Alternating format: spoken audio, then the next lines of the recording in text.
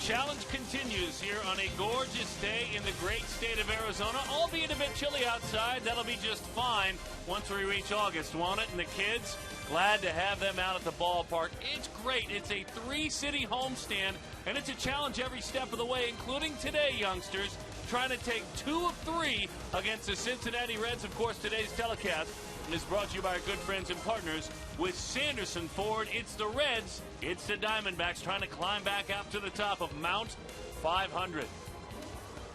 Hi there, folks, on this Sunday. Welcome back to the ballpark. This is Mark Grace. I got him to smile right away. Mount My 500. name is Darren like Sutton. It. We trust your day to this point has been a very good one. Joe Saunders made it clear that I've had plenty of good days in the regular season, and he had one last time out. Also with our Geico quote, Gracie, he made it very clear that in spring training, I had some bad days, but look beyond them.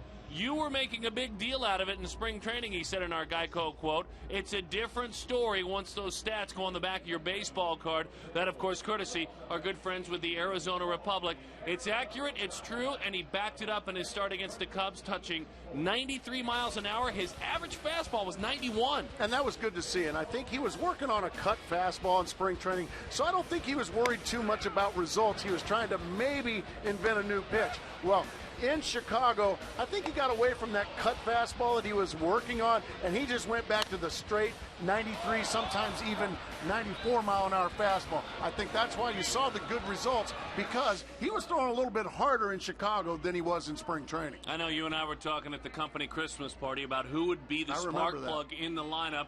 None of us thought about Willie Bloomquist. Turns out we were both wrong as it turned to a new year. Willie Bloomquist.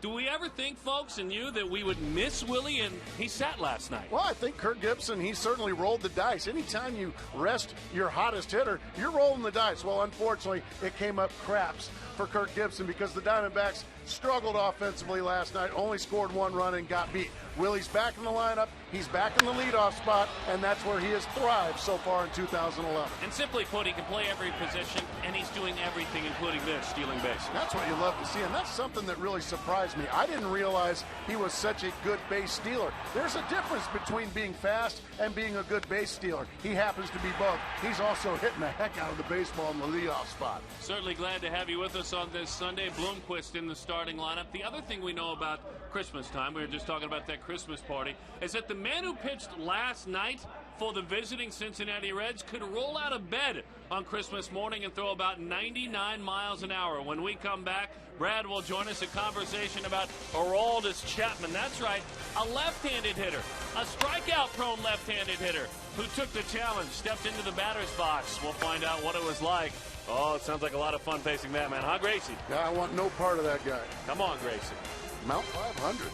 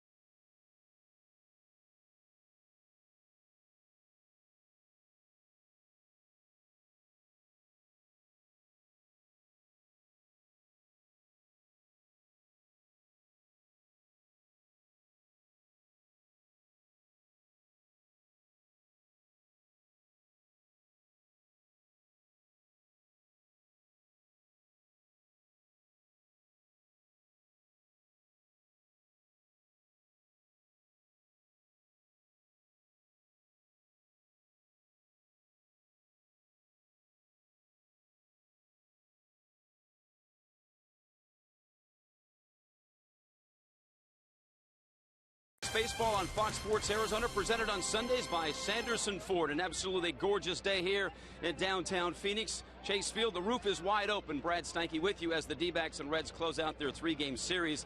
Now, last night the D-backs got another close-up look at the Reds reliever, the fireballer, the Cuban Missile, Aroldis Chapman. The guy was continually hitting 102, 103. So after the game, we talked to Kirk Gibson and asked him if he'd ever seen anything quite like this big lefty.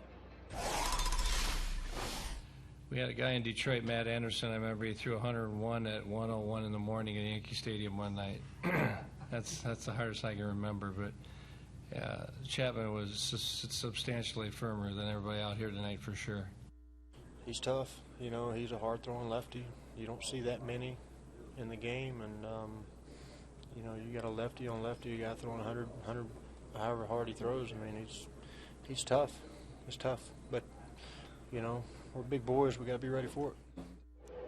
Russell Brennan was a big boy, got a base hit off the big fireball throwing a left-hander. So stay with us. The D-backs and Reds getting set to close out this 3-game set at Chase Field. First pitch in just a little bit. Joe Saunders for the D-backs against Mike Leake, the former Arizona State Sun Devil. Darren Sutton and Mark Grace have the call right here on Fox Sports Arizona. The series is on the line.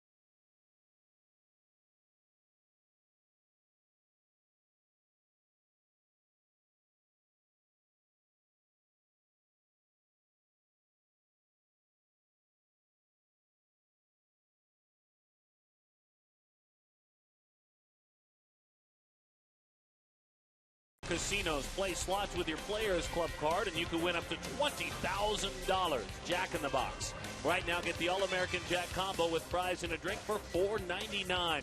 Southwest Airlines new Rapid Rewards. Unlimited reward seats and no blackout dates.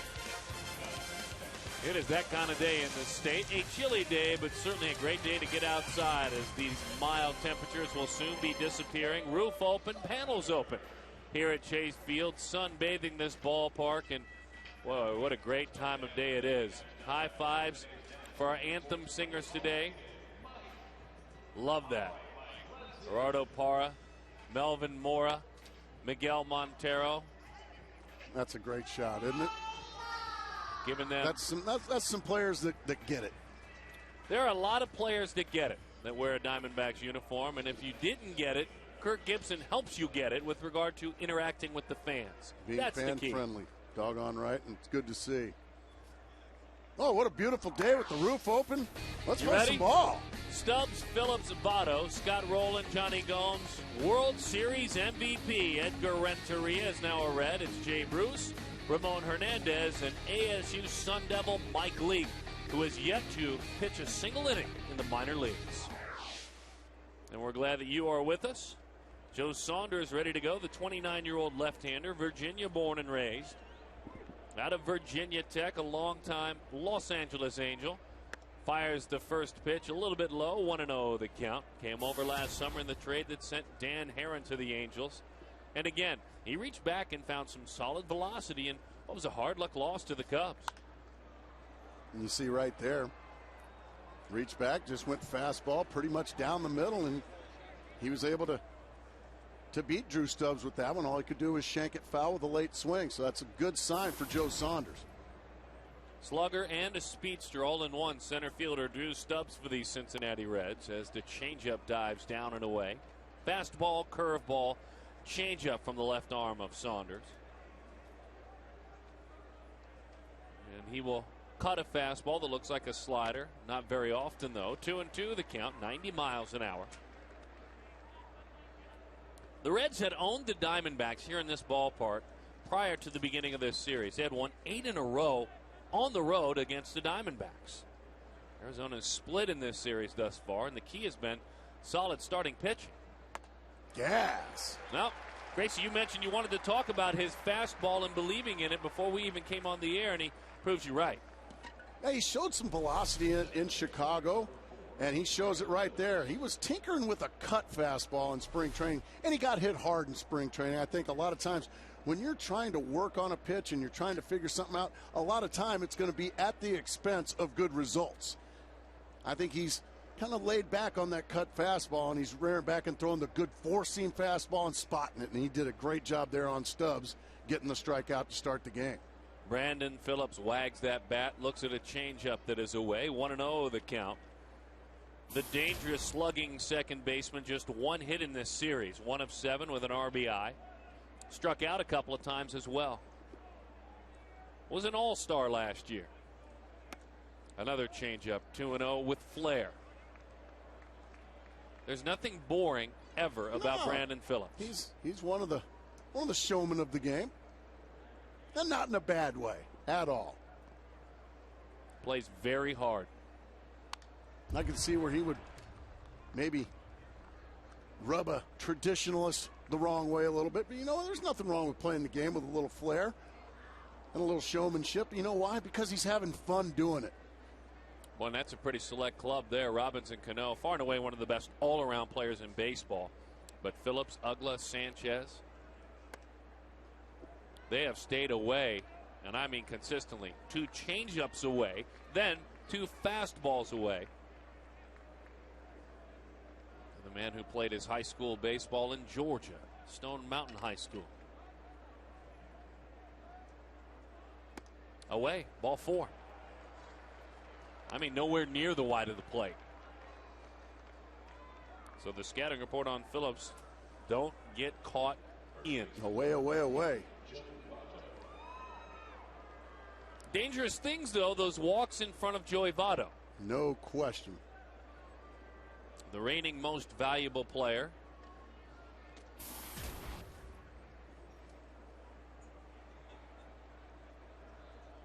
And Votto in this series. He's got a couple of hits, a double, a homer. And he's been walked 3 times as well. And he's tired of waiting. Joe Saunders has a very good pickoff move. Brandon Phillips knows that. He's got a pretty short lead. Joe picked off 9 last year. He's picked off 17 in his career. And those Gracie and folks are straight pickoffs. Last year you can add in 7 more pickoff caught stealings. That's a pretty high number, isn't it? If you put the 2 together, number. That's technically 16 times he caught a runner off first last year. Anytime you can get an out without throwing a pitch, that certainly makes it much easier on you. Ryan Roberts way off the bag at third. They're playing him to pull, especially on the left side of the infield. 2-0 the count. Boy, after just dominating Drew Stubbs, the first batter of the game, all of a sudden now it seems for some reason Joe Saunders a little nitpicky out there, trying to be too fine. It's led to a walk of Brandon Phillips, and now a 2-0 count on the very dangerous Joey Votto. Right away, I will tie into that visit to the mound because Henry Blanco is the starting catcher for the first time this year. The veteran backstop gets the starting nod. One of the better catch and throw guys, even approaching 40 years old in the game. Outside on the corner, 2-1 the count. Beautifully done there by Saunders, right to the outside corner. And it's with all due respect to Miguel Montero that I tell you, when Blanco goes out and has his conversations, he picks his spots, he knows the right time. Things that Miguel still is working on.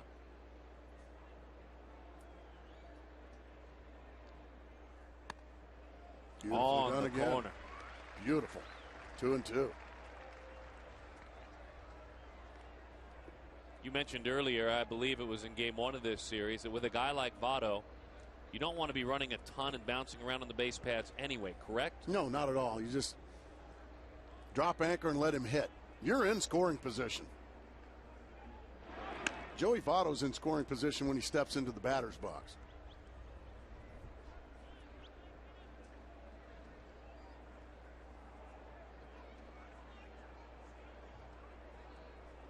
Canadian-born slugger, 27 years old now, really in his prime. And on the flip side, I guess if you're Joe Saunders, how much attention do you divide between Phillips and Votto?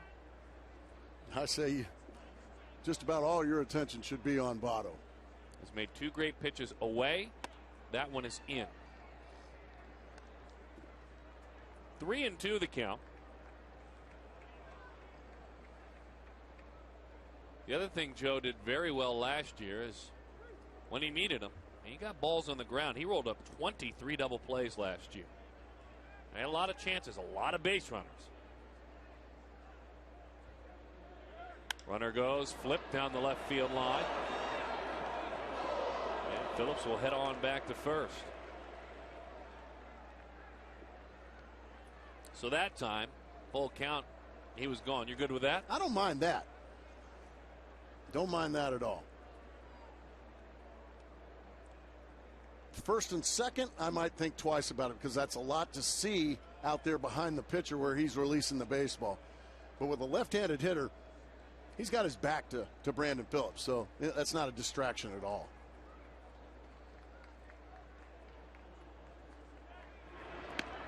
Got his attention. Votto, originally a Reds second-round pick in 2002 out of the Richview Collegiate Institute in Toronto. And a Canadian that didn't really care to play hockey. Runner goes. And that one is laser beamed and fouled off into the seats. Everyone's all right, though, so we'll do it again. Just a protective swing there. Fight off the tough pitch and hope to get a mistake from on the next delivery. That's what makes Joey Votto so great. He's difficult to strike out. He takes what the pitcher gives him. And when he gets a mistake, boy, he just does not miss it. Runner goes again. Votto with a line drive into center field. Phillips will just keep on rolling into third. Joey Votto put a nice long at bat on Joe Saunders.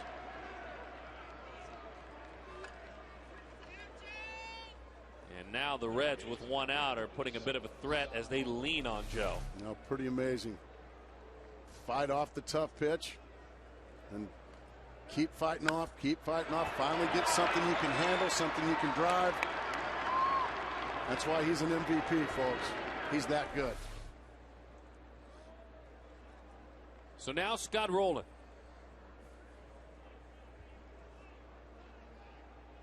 Scott here a few days back. Celebrated his 36th birthday. And he takes a strike. 0-1 the count on Scott, the 8-time Gold Glove winner. Grew up about 70 miles southwest of Bloomington in Jasper, Indiana. Saunders really wants a ground ball, and it's evident by that pitch, a sinker down and away. Well, you mentioned the four-seamer, rare back and getting that four-seamer. He'll induce some ground balls too when he's right. Absolutely, with a two-seam fastball. He certainly needs to right now. He's going to try to go to the outer part of the plate and see if he can get Scott Rowland to try and pull the ball.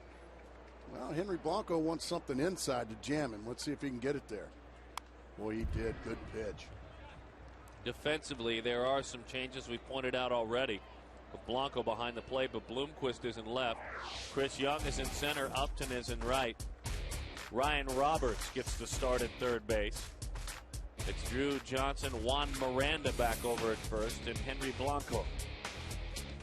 Or Hank White, as his teammates call him. There's Juan Miranda. and the veteran backstop Blanco. Beat him up and away with that four-seam fastball.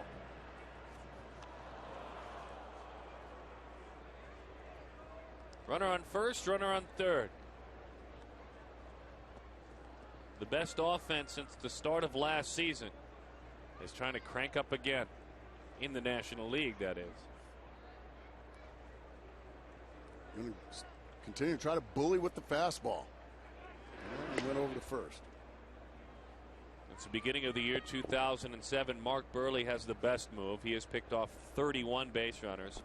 Then it goes Andy Pettitte, Dallas Braden, and Joe Saunders, fifth on that list, just behind Doug Davis, who is still on that list.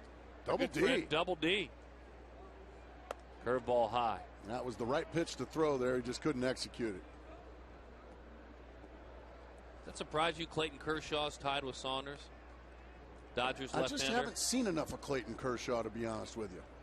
Base runners have. Yeah, good point. They don't like him. They know his name. I didn't think he had any base runners. 2-2 the count. Boy, up in the zone. But up enough to get a swing and miss. This one sails up around the letters. A lot of hitters don't like the ball that high. Rowan had a good swing at it, but he fouled it straight back. Scott in the middle of a 7-game hitting streak to get things going this year. Here comes a changeup on 2-2. And a solid take. There's your ground ball if he swings at it. Well, these Cincinnati Reds have put back really good at bats on Joe Saunders. Started with Brandon Phillips drawing a walk, and then Joey Votto had a long at bat, ended in a base hit. Now you can send the runner again here and try to stay out of the double play.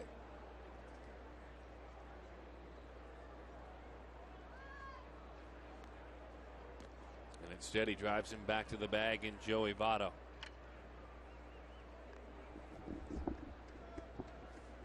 Full count, 1 out. Keep an eye, too, on pickoffs, attempted steals, anything that gets interesting with that runner at third and Phillips. Pitch is high. The bases are loaded. He rushed his front side to the plate. That left arm never got there. I think it's you like to say about pitchers, they're asking for it when this happens. Yeah, well, anytime you start walking people out of the gate. And you have to give the Reds hitters a little bit of credit. They've really fought off some tough pitches. By the same token, against this Reds team, even though they're great hitters, you've got to make them earn everything they get. You can't put free passes out there. That's what happened to Daniel Hudson yesterday. He was terrific, except in the first inning when a couple of walks led to a couple of runs. Changeup dots the outside corner. Otherwise, as you mentioned, Hudson settled down and was fabulous. Johnny Gomes begins this season. You can see his career numbers with the bases loaded. He's hitting just 167, but he's walked 11 times. And you could sense when Gomes even took that first pitch that I may not be hitting, but I have such a knowledge of the zone right now that I didn't think that was a strike. He reacted with disgust. Yeah, he reacted with disgust. And also, that's not his pitch. If you're going to go up there first ball swinging, you want a fat pitch. You don't want something on the outside corner at the knees.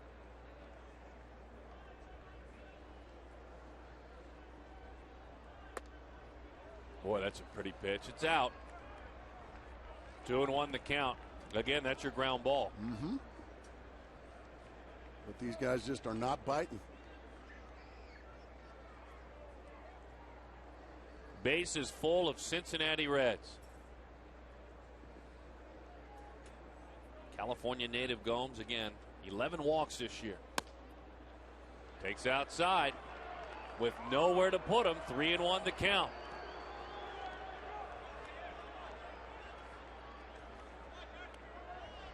With regard to walks, Joe Saunders last year was well below league average in walking opposing hitters. His walk rate below the average pitcher in the National League.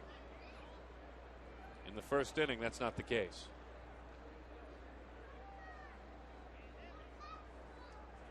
The other reminder of last season, the first inning for Saunders, the worst inning for Saunders.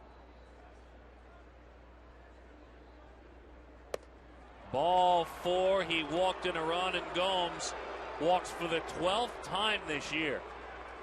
3 Reds have walked. It is 1-0, and really asking for it is the Diamondbacks left-hander. Charles Nagy will come out and have a talk with his left-hander, and it's just puzzling after a great first batter of the game, just easily disposed of Drew Stubbs with a strikeout. All of a sudden, Joe Saunders can't find the strike zone anymore. Just makes you wonder if he's trying to be too fine, and then all of a sudden your arm gets conditioned to an arm slot that's not in the strike zone. He's going to have to find it and find it fast. These Reds are set up to have a big inning here. World Series hero on more than one occasion. Edgar Renteria drives it to right field. Justin Upton makes the play. His throw to the plate. And right behind, Scott Rowland moves up. So those walks set up a situation where first pitch swinging, Renteria drives in his 3rd run of the year. And I think right there, Renteria may have done Joe Saunders and the Diamondbacks a favor. When a guy's having trouble throwing the ball over the plate, I might have to wait him out a little bit, see if he gets wild again. He got the first pitch, and it was a strike, and he got the run home. But at that point, you'll give up a run for an out right there if you're Joe Saunders, especially when you hadn't been throwing strikes. Here's Jay Bruce. Bruce would be the antithesis of Johnny Gomes thus far to start the year. He's only walked once. He has struck out 12 times in a quiet start to this 2011 season for the still very young Texas slugger, who many think is destined for a breakout year.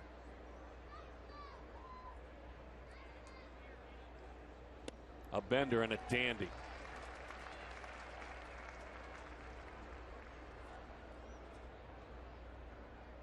Left-handers have troubled him. Again, that's not indicative of the total at bats or plate appearances, but the batting average, a big difference. 1-2 the count. Good 0-2 pitch there. We don't know how often we will see Henry Blanco catch, but trust me, folks, we'll appreciate it each time. Your classic backup catcher, and he'll appreciate it. Henry stands over him with a lot of advice, whether Miggy wants it or not all the time. Pick off. There we go. It's thrown into left field. We told you, be careful with the Reds in that situation. Roland scores, and a throwing error, Miranda. And so the Diamondbacks are down 3-0.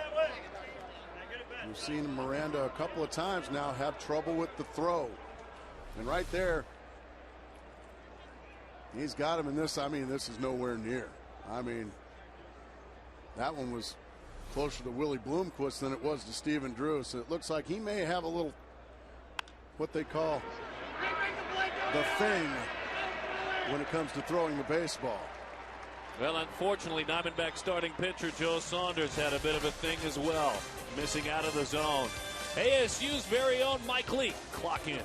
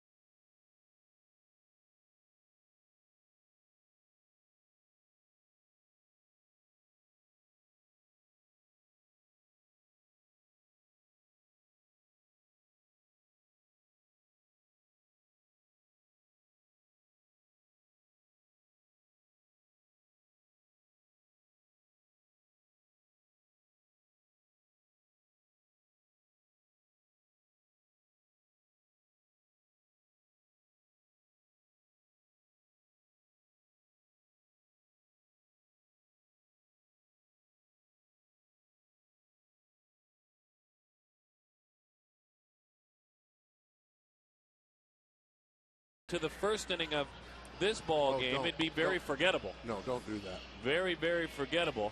Miguel Montero with the miscue last night. Kirk Gibson still talking about it today. Let's take a look at the Diamondbacks starting lineup going head-to-head with Mike Leake. Brought to you by Southwest Airlines. Willie's back. That's good news. One of the great stories in We missed him. the Diamondbacks camp anyway this season. Kelly Johnson, Justin Upton, Stephen Drew. It's Young, Miranda, who would love to atone. Ryan Roberts is in there at third with Henry Blanco catching, Joe Saunders pitching. And the 23-year-old right-hander, Michael Raymond Leake. Last year in 22 Major League starts was 8-4 with a 4.23. Signed his pro contract. As that one is a changeup to start things off, sinking low and out of there. And this is Arizona State versus Arizona State here. Difference in age of 10 years. Well, both players played for former coach Pat Murphy. I think those are fastballs, Darren. I think those are just get me over fastballs. About 83 miles an hour right now. Just adding and subtracting. Yeah, those are fastballs. Just getting warmed up? Yeah, why not? Put a little sink on it, see if you can get some swings. He throws everything. That one's over the outside corner. 2-2 the count. Love signs that tie into that game. Good stuff right there. Bloomquist pops that one up and into the seats.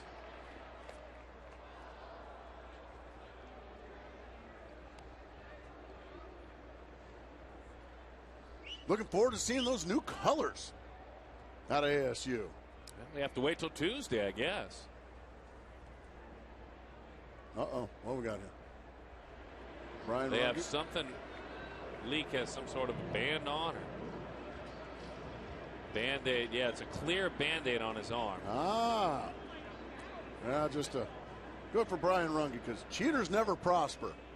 I don't think he was cheating, Gracie. I think you could clearly see the The area on his umpire arm. told him to take it off, so that's obviously illegal. Good for you, Brian Runge. Right, but he wasn't cheating. Pitchers are always cheating out there. Well, that's enough out of you. The 2-2 to Bloomquist.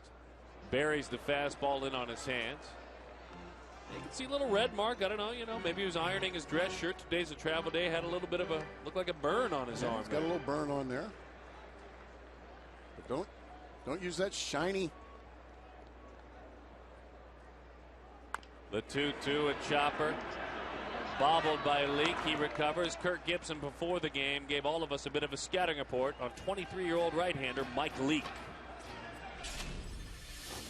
He's had that year of experience. Now he's fresh again. He's a younger version of Bronson Arroyo. He's got a lot of movement on his ball. Sinker, slider, cutter, breaking ball, throw a change. Really athletic.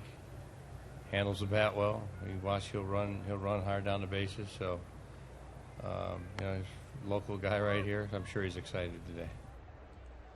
Well, I'm telling you, what backed up what he said, Gracie, was the fact that you noticed him throwing first pitches of the game, get me over batting practice fastballs. That's something out of the page of a Bronson Arroyo, of a Levon Hernandez. He's a poor man's Bronson Arroyo, according to Darren and Gibby. So there we have it.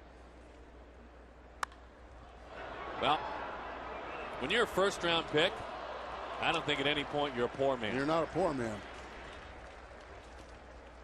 I think that's a huge compliment, too. For a pitcher that young to be able to command, as Kelly Johnson takes outside. Well, he thought it was strike three. Ramon Hernandez did. No, that ball's outside. Kelly 6 of 31 to start the year with a homer and 4 RBIs.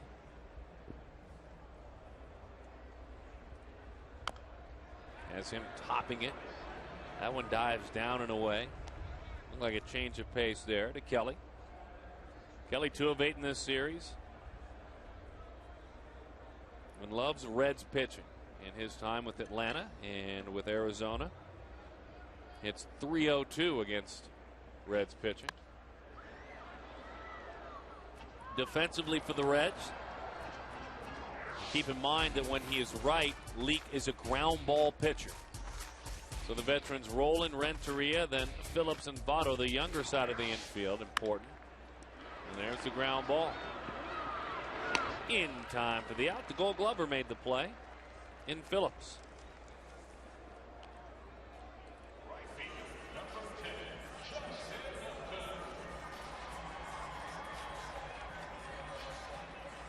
So now Justin Upton.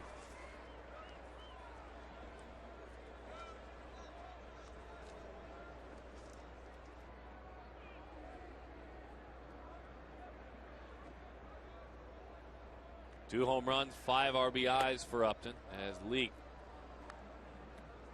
Just a little get me over fastball, except he didn't get it over.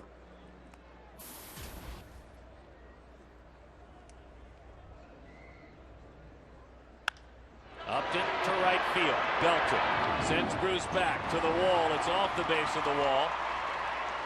It is a single for Justin Upton, played very nicely by the right fielder.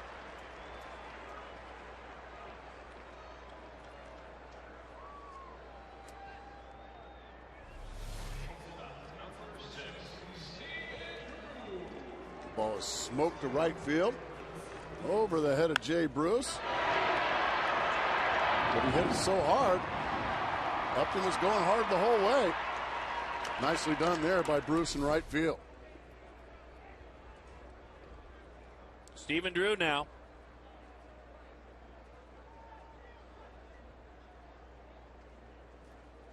Mike Leake last year, incredible in his first 11 starts, had a 2.22 ERA. His final 11, it was over 5. That's what Gibson was talking about. According to Kirk Gibson, is that just missed? That makes you better. You learn from that kind of situation. And if the Reds were totally and completely healthy, Leake would be doing his work right now in AAA, truth be told.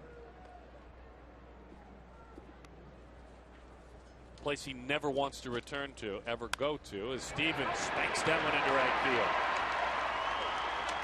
So the Diamondbacks, a 2-out single, and then another one in front of Chris Young. Well, last evening, the Diamondbacks had a lot of opportunities just like this. And that is a couple of runners on. Just couldn't find a way to get a big hit. Ended up losing the ball game 6-1. Let's see if Chris Young can answer Cincinnati's field goal in the first inning. Boy, just to get something back.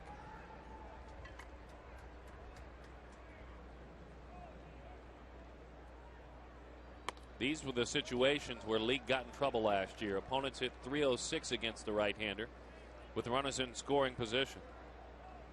That is incredible, though. Has not pitched a single inning in the minor leagues. Signed his contract in August of '09. Made the team out of camp last year. And in a time where maybe as he misses away, he could have pitched in the minors. His manager, his organization, because of the young innings he had on his arm, they just shut him down. Shut him right down. Dusty Baker said there was a job open last year and he stole it. He made it clear that it's my job. The 2-0. Drop that back shoulder underneath it, and it's an easy chance. Sun is involved, though. Put away by veteran Edgar Renteria. A couple of base runners stranded. That reminds me of Bronson Arroyo last night.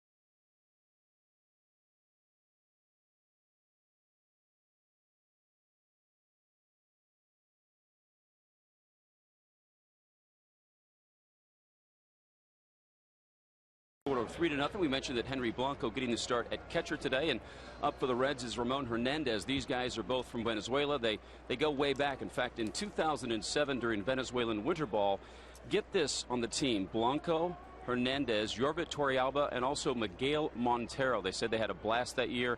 Guys would play third base, first base, DH, but quite a team that was. And of course, Blanco getting the start. And Gibby said earlier today, what pitcher would not want to throw to the veteran Henry Blanco? Guys, back to you. Good stuff, Brad, and it's true. Blanco, with the work he does, I would imagine frustrated with Saunders. Saunders trying to stick with him, but it's hard when you're missing 1-0 the count to Ramon Hernandez. Diamondbacks come up empty in that first inning. I was going to say, Henry Blanco caught a few too many pitches in the first inning. Joe Saunders threw 36 in the first inning.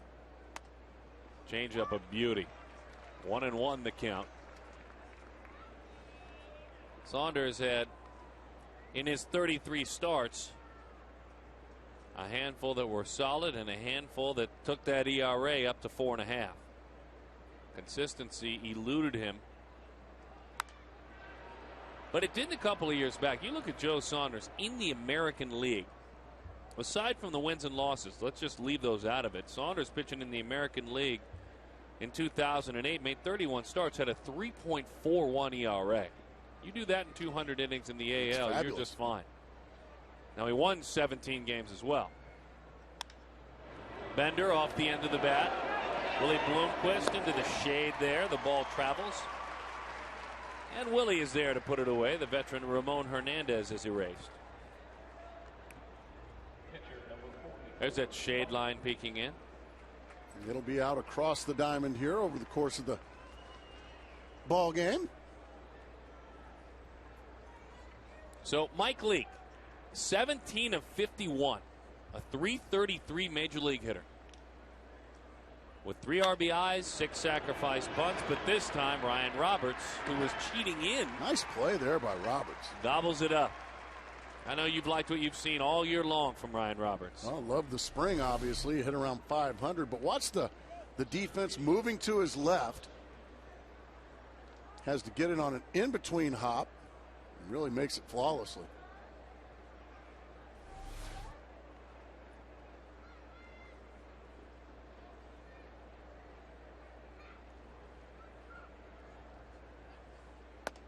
One and 0 the count.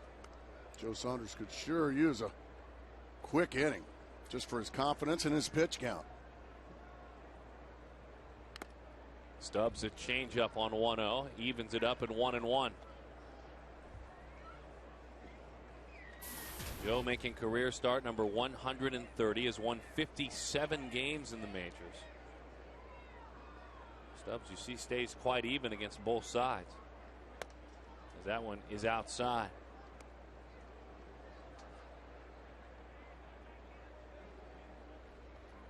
Hits a lot of bats, uses his defense, not a strikeout pitcher. And unfortunately, Joe Saunders, another 3-1 count after 2 really quick outs.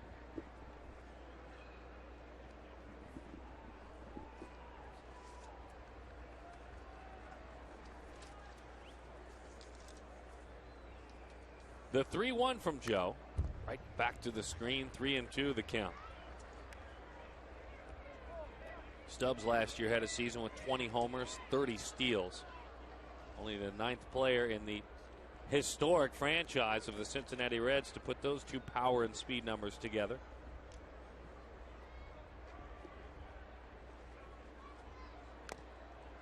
Just got a piece. Follow the D-backs with MLB.com at Bat11 for your iPhone, iPad, Android, or BlackBerry. Get live audio, pitch-by-pitch tracking, video highlights, and more. Text @BAT to 31826. Or visit dbacks.com for details. Yep, it's a great app. I love it. I've got it. Curveball is high. That's ball 4. So that is the 4th walk for Saunders. Again, you're looking at a pitcher that in 203 innings walked 64 last year, and that was on the high side for him. He's never been a guy that battles missing out of the zone. Here's Brandon Phillips, who walked and scored back in the first inning. You can listen to the games with that app, look at highlights. It's a great app. Proud to be an owner. It's reasonable, too. You rank it up there with your Angry Birds? Angry Birds is fun. That's a lot of fun. Angry Birds is more fun because you can play it like at midnight if you want. You know, you can't watch MLB at bat 11. Pitch is high. When you're out pounding the streets late at night, you know, you probably can't watch that. But you can play Angry Birds. 1-0 the count to Phillips. That's right, you can. You're not an Angry Birds guy, huh? Nope. No. You will be.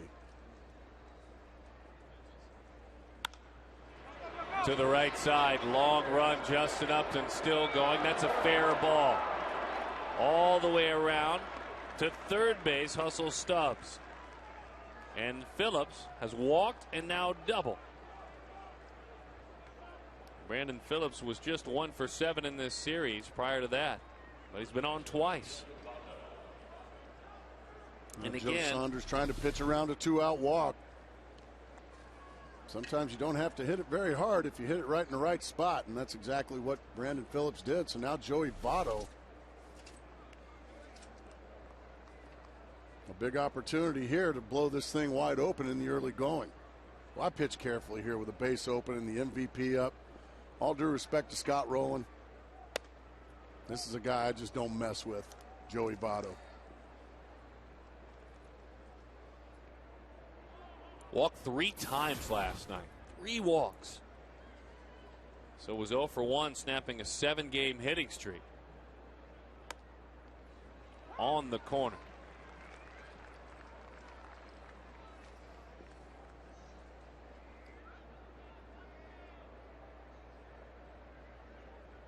Votto somewhat embodying this Reds club over the last year plus. Curveball inside corner.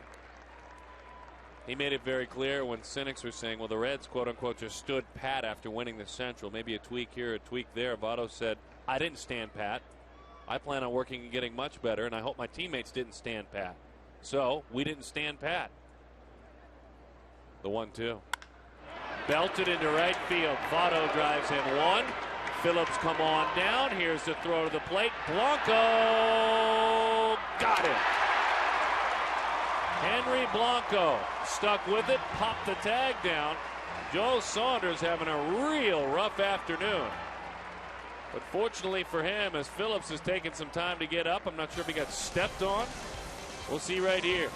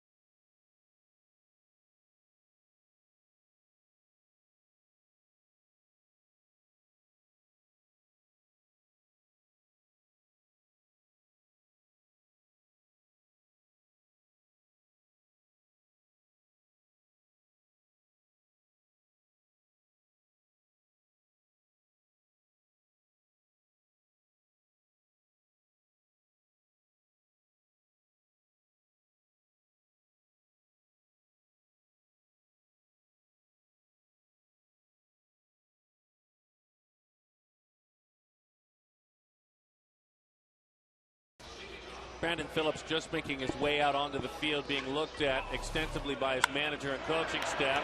And in the end, Gracie, we found out the reason why. Well, after the throw and the slide, now the tag there. He steps right on his hand with his spikes. Watch his left hand and watch the spikes of Henry Blanco step right on. That'll keep him from getting to the plate. Just stomp on him. Bang! Ouch! Well, it's funny, Henry followed him. He must not have seen any sort of a call as that changeup is swung on and missed. But he tagged him the first time. He was out twice. Getting all cleaned up. Sard. Ow. Alcohol. Alcohol and blood are a bad mix. Stings. Nice job by Upton and Blanco in that play. Upton realizing a bit of a do or die may be in order with the game spiraling out of control. So time to fight back against Leake.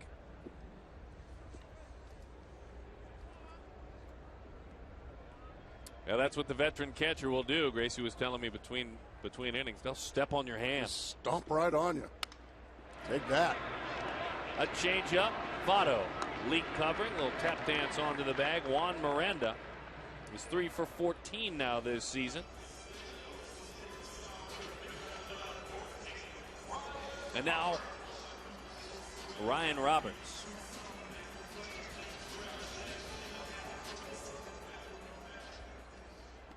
Kind of a hip walk-up song there. It was. I think that was Garth Brooks. I don't think it was. First pitch to Ryan Roberts. Doesn't really strike me as a Garth Brooks guy, even though he is from Texas. He is from Texas. The youngsters are providing our scoreboard pictures of the ball players today. Coloring in, coloring within the lines. This one's colored within the lines to foul lines, and that's an easy chance. Oh, my God. No, it's not. Nothing's easy with that sun today. It's dropped in right field. Looked easy. Everything looks easier from up here, but you involve that sun, and he dropped it. Well, you could see he was battling that sun the whole time.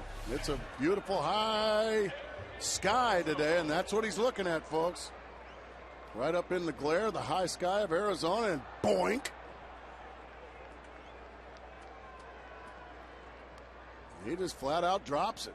So Ryan Roberts, hustling all the way, is on second base. See if the Diamondbacks can turn that into some momentum. They need some. Henry Blanco waves at that one. The most Blanco ever played in a season was back in 2004 when he had 95 starts for the Minnesota Twins. He was the catcher that helped to break Joe Mauer into the big leagues.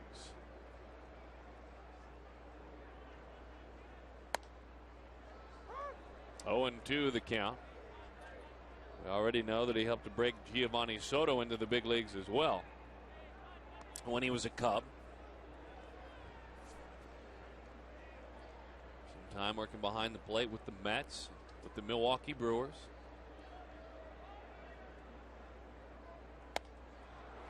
And he goes down on strikes. First at bat of the year, he got his doors blown off by Leake.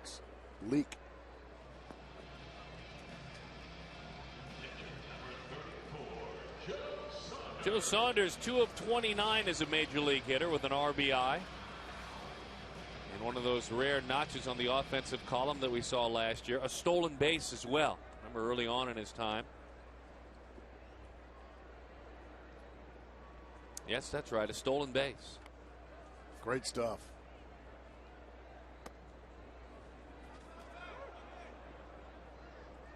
I guess didn't get far enough away. That one in and out of Hernandez's catcher's mitt.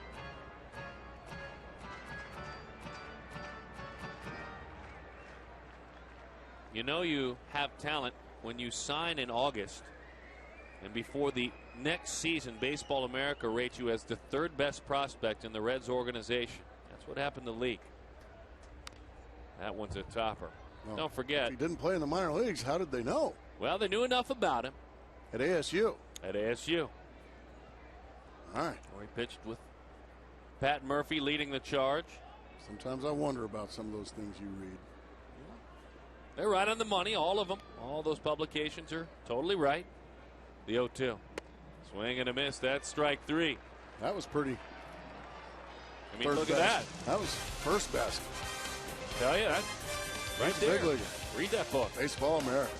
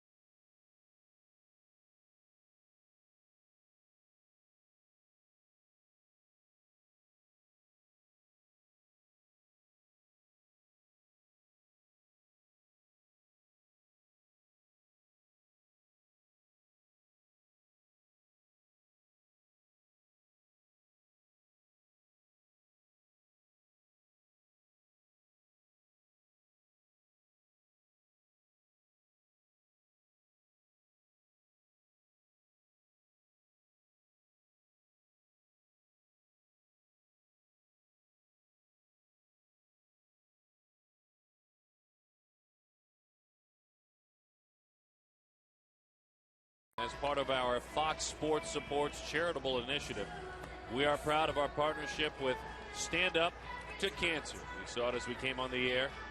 Honored to be a part of their work, funding groundbreaking research that helps accelerate treatments to patients. For more information, please visit standuptocancer.org/Fox Sports. Temperatures into the low 50s, high 40s last night. It was a chilly evening. It's a beautiful, beautiful day, a mild day. We'll remember this day. We're going to put it in a little bottle. Yeah, we're going to want these in about a month. We'll pull it out in August. How about that, a day like today? Could you imagine what that would be fabulous. A day like this would do in August for your psyche? Here's Scott Rowland. Fastball, 1-0 the count. That one misses outside. Sunglasses, certainly necessary. But in some parts of this ballpark, sweatshirts too. 1-1 the count. Now Saunders, uncharacteristic. He's thrown 56 pitches as he works here, and 26 of them have missed out of the zone. There's number 27 missing low. 2-1 the count. St. Louis Cardinals come to town for a 3-game set. That one spanked into right center field. Toward the gap it goes. The veteran Rowland hustling on around into second base, taking a look at third. It's a double for Scott Rowland, as he has 483 now in his career, getting closer to that magic mark that you can comment on. You reached it, 500 doubles. Scott Rowland just continues to pound the baseball here in 2011. Been around a long time now, still one of the best at third base, and he's still got the ability to handle the number 4 cleanup spot for the Cincinnati Reds. So obviously he hasn't lost a step, and he hasn't lost any bat speed. Our Southwest Airlines pitch count. Johnny Gomes. Rowland, Rookie of the Year. We mentioned that last night, 1997. Very aware of him right away, Gracie, and the things he could do as an opposing player. Yeah, you could just see how good he was going to be. The athleticism, the size, and great feet at third base, and just punishes the baseball. Won a Gold Glove last year. And my question for you is, at 35, 36 years old, when you find that step might not be there like you had it before. How do you compensate for it? You probably went through it. Well, you have to work that much harder in the offseason. You have to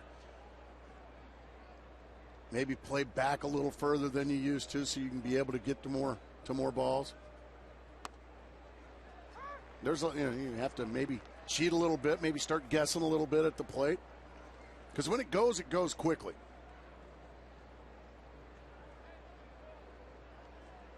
Two guys that I'm going to really keep an eye on this year as far as if they've still got it.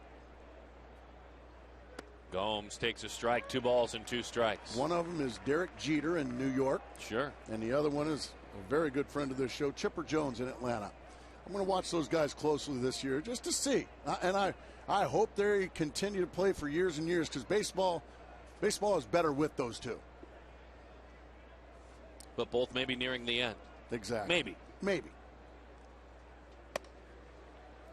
3-2 the count. And the brutal truth is that you don't talk about all the time on game shows like this on telecast is that we had a period of time where you didn't know. You didn't know when guys' careers were ending because they were cheating. Literally cheating Father Time. That's true. Literally and figuratively.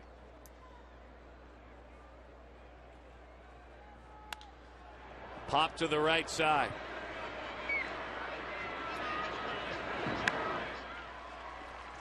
And that one is put away. Yeah, we're talking about the upcoming schedule with the St. Louis Cardinals coming to town. What are you looking forward to as far as visits this month at Chase Field? Is it Albert Pujols and Dan McLaughlin's Cardinals?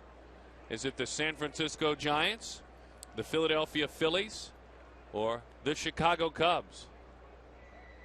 What is it for you? San Francisco Giants. Yeah? Oh, you bet. The world champs? You bet. I'll trump that. We see them enough. We see them an awful lot. For me, it's them fighting Phils. I want to see that. I want to see that starting rotation. Ryan Howard, big old bopping first baseman.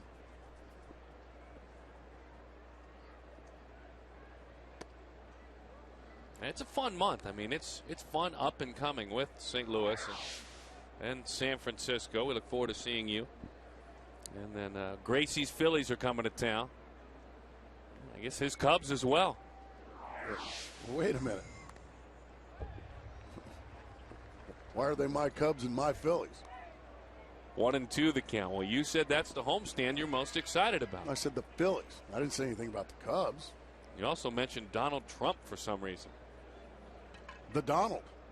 He's a big leaguer. He's rich. 1-2 to Edgar Renteria. Diving, knocked down by Roberts. Keeps the runner at second. Really a nice play, though, by Roberts, keeping that on the infield, keeping the double play in order.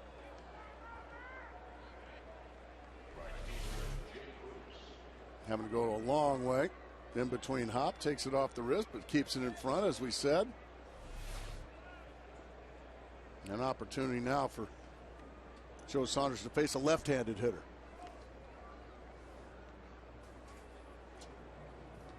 You're a Donald Trump guy too, aren't you? Love the golf shows. Love to see how he plays golf. It's kind of fun. Okay.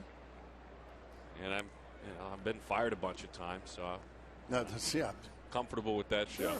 Hey, 0-1 the count. Anybody that can host Miss America is all right in my book.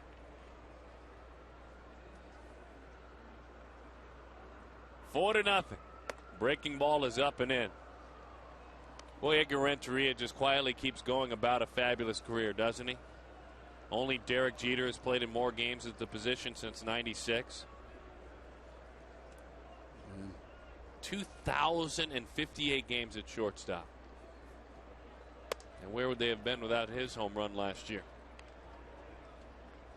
Charles Nagy certainly well aware of Edgar Renteria as well. Got a game winner against Charles Nagy, and when he was with the Florida Marlins was Renteria, game winner, World Series winner. High fly ball, well struck right field. Upton going back. A little bit of a mini leap over his head off the wall. All the way around comes Scott Rowland. And so Jay Bruce with a double and with an RBI.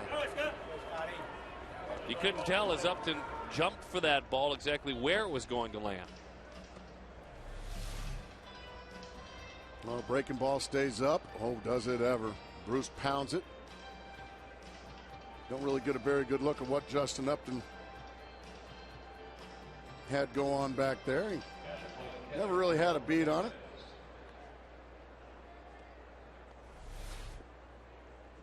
And Nagy will come out as we peek over the shoulder of the Diamondbacks right fielder to have a conversation with Saunders.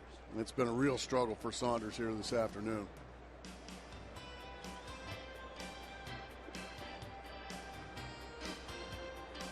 Ramon Hernandez flied to left field.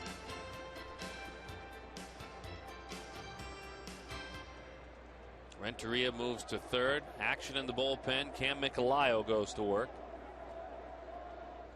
They will intentionally walk Hernandez to face Leake, who, as we have mentioned, is a great hitting pitcher.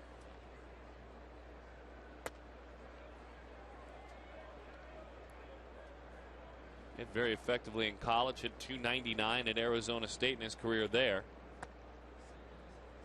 As Leake gets ready to hit, we'll hear a little bit more about him. Let's bring Brad back in. Brad? Well, we've talked about him going right from Major League Draft to the pros, and only 21 players have done that. The last to do it back in 2000 was Xavier Nady, now on the D-backs. But it's interesting, of the 21 players that have done that, 3 have been Sun Devils. Back in '78, it was Bob Horner, and back in '73, it was Eddie Bain. So, you know, Mark, I'm kind of curious. You obviously learned a lot in the minor leagues. It's really, really impressive what Leake and those guys were able to do to go right from the Major League Draft to the big leagues. Oh, no question. And I had to spend 2 years and some change in the minor leagues. It's very rare. I mean, even pitchers like Roger Clemens, you know, had to spend a little time as that was tapped to the right side. Can they get it? They did. Miranda, you've been wanting to keep an eye on his throwing, including the miscue earlier in the game and something you saw, but previous of that, he got that one home. Well, that one he shot putted to the plate, but he got it just ahead. But as watch, it looks like he has some trouble, and then kind of an out order throw there, but all's right that ends right, as we like to say on this program. They got Renteria at the plate, and that's a huge out. Here's Drew Stubbs. Bases still loaded. 5-0 the score. Finish those thoughts, though, on the minor league experience and how much it is. Now, you learn a lot about dealing with teammates. You know, when you're in college, and you're playing in college, yeah, you're obviously committed to your baseball team, but you're also committed to your studies. You're committed to other things that are going on in the college life. You gotta hit the books. You gotta stay eligible in the minor leagues. I mean, you spend a lot of time in very small hotels, very small towns, riding buses for hours upon hours. And you get a lot of camaraderie in the minor leagues that he didn't get a chance to check out. But when you're that good, they just bring you right to the big leagues. Go ahead and go on up to Cincinnati and pick on those major leaguers.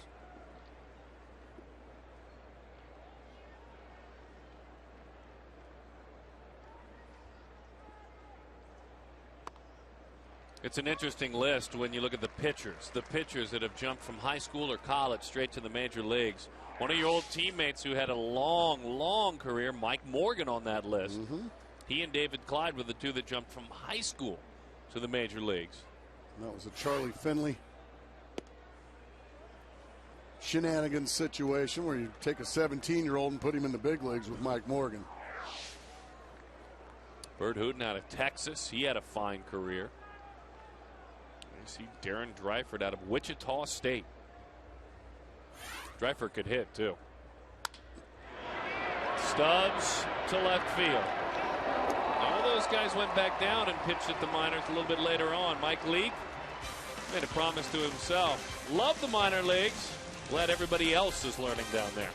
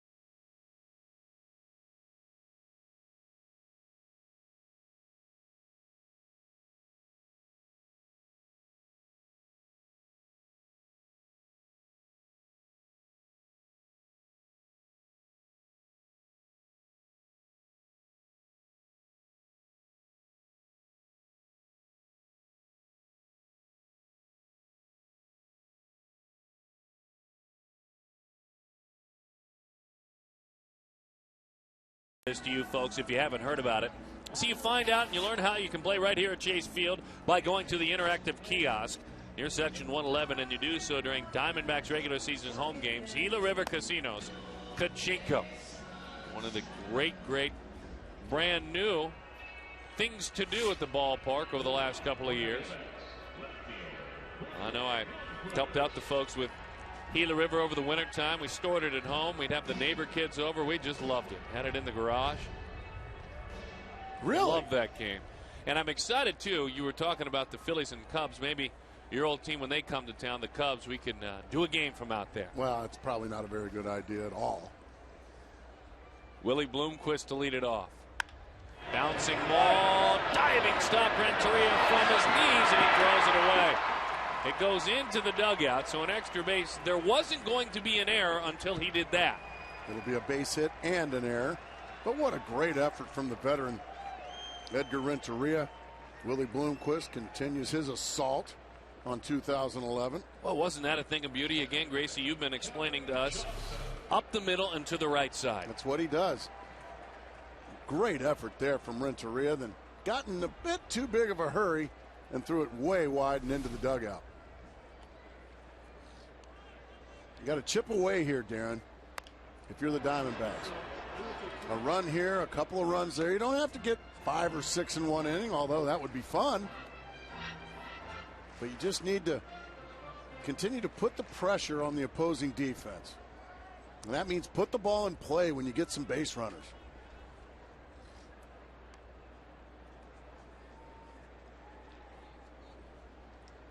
Inside from that right arm of Leake. We're talking about Renteria out there. He's 34 years old.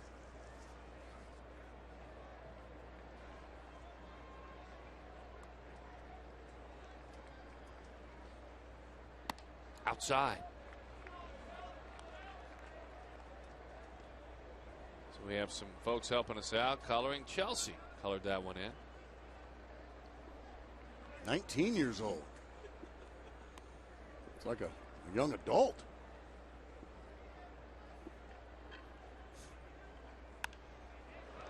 Got some time between econ and world history. Make a good drawing of Kelly Johnson. Uh-oh, we might have a contract, Darren. Oh, one hand. I like that.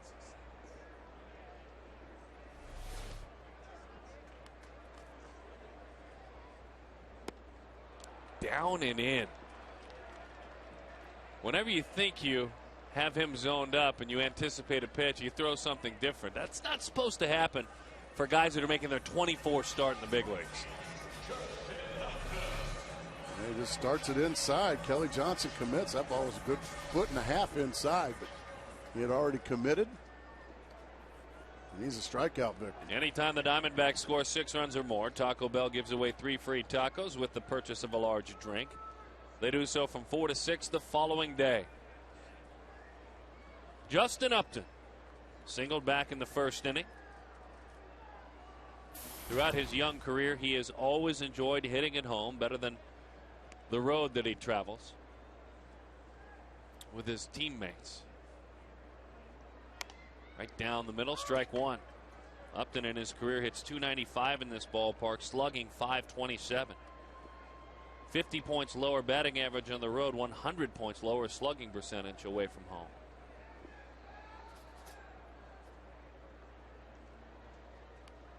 And Upton out there on the beautiful scoreboard has a 10-year-old who colored in his picture. There you go.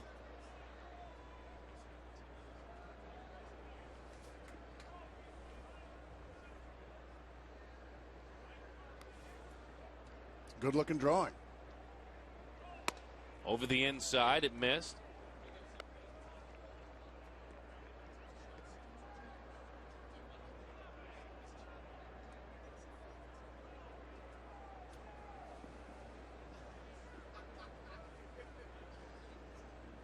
Home run certainly different. This is a hitter's ballpark, though. That big background in center field. I know you'll debate the stats with me, Gracie, and talk about great pitchers. I'll just ask you, as a hitter, what was that batter's eye like in center field? You could see every stitch on the baseball. You got no excuses here. It's glare. The weather was tough. You got the dome. Outside. Credit to Upton there, not chasing. Don't forget, every time a Diamondback homers, it's a Fulton Homes homer. $150 to the Central Arizona Mountain Rescue Association.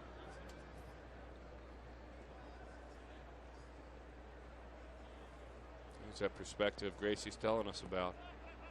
Every hitter that comes here as a new player from another team speaks immediately of that. Runner going to third. You better make it. And he did. Wow, Willie Bloomquist continues his assault on pitchers and catchers in the National League. That is 6 stolen bases. Not a bad time at all for that. And as you said, you better make it. And he did. He gets a great jump. It's ball 4. And he steals it easily again. Now, you give Stephen Drew an opportunity to get you a little closer without the benefit of a base hit. And if you're Stephen Drew right now, you're just thinking, man, Willie Bloomquist just hooked me up big time. Now I've got to deliver him across the dish here. 6 stolen bases.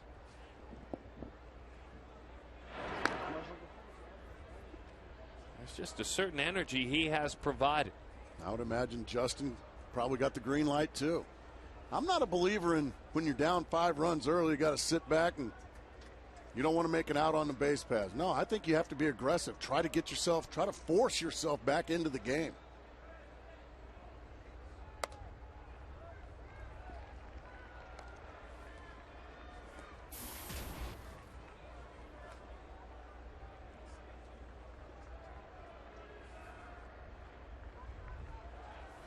One and 0 the count.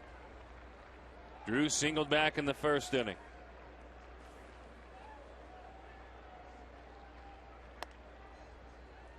One and 1. At some point there in this telecast, at some point we will share with you a give and take. Kirk Gibson and a member of the media about who has the green light, which of the league leading stolen bases come from you, Mr. Gibson, and which are guys on their own. And Gibby had a lot of fun in saying, why do you need to know that? The 1-1. It's driven to right field. Bruce is chasing. Heading into the corner. It's down. Up and over the wall. That's a tough break there. Not quite sure if they could have or would have sent Upton on a round. But the bottom line is the Diamondbacks are doing what you asked, Mr. Grace. They are starting to chip away. I think a big shot in the arm there from Willie Bloomquist, taking third base. Put a little shot of adrenaline in Stephen Drew, and now put a little shot of adrenaline in this home crowd as well. Stephen gets a good pitch to hit. He smokes it on one hop over the right field wall. Jay Bruce gave it all he had, but he ran out of gas. Now the Diamondbacks have an opportunity to have a big inning on their end.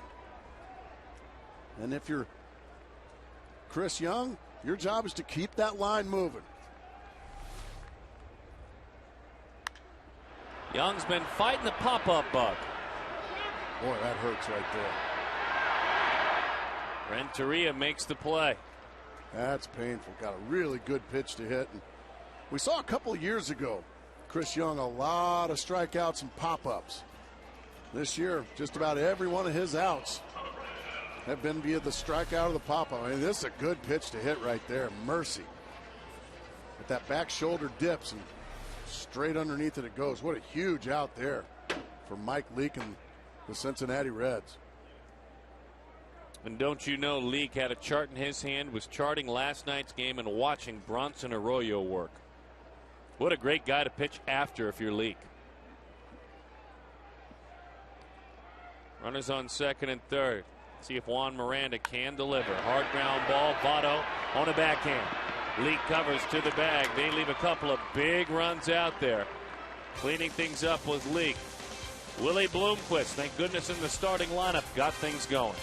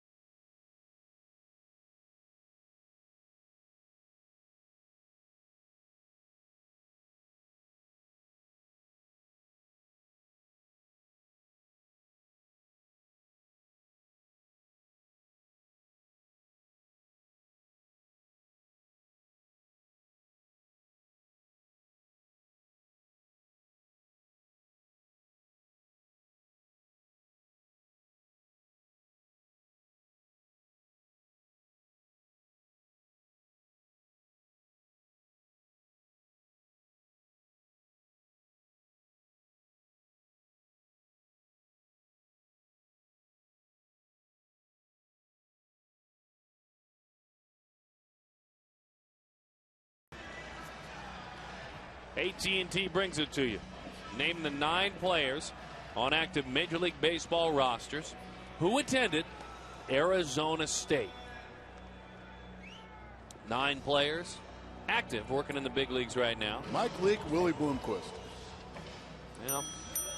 Okay, there's the easies. Well done. So you got that correct. Reggie Jackson.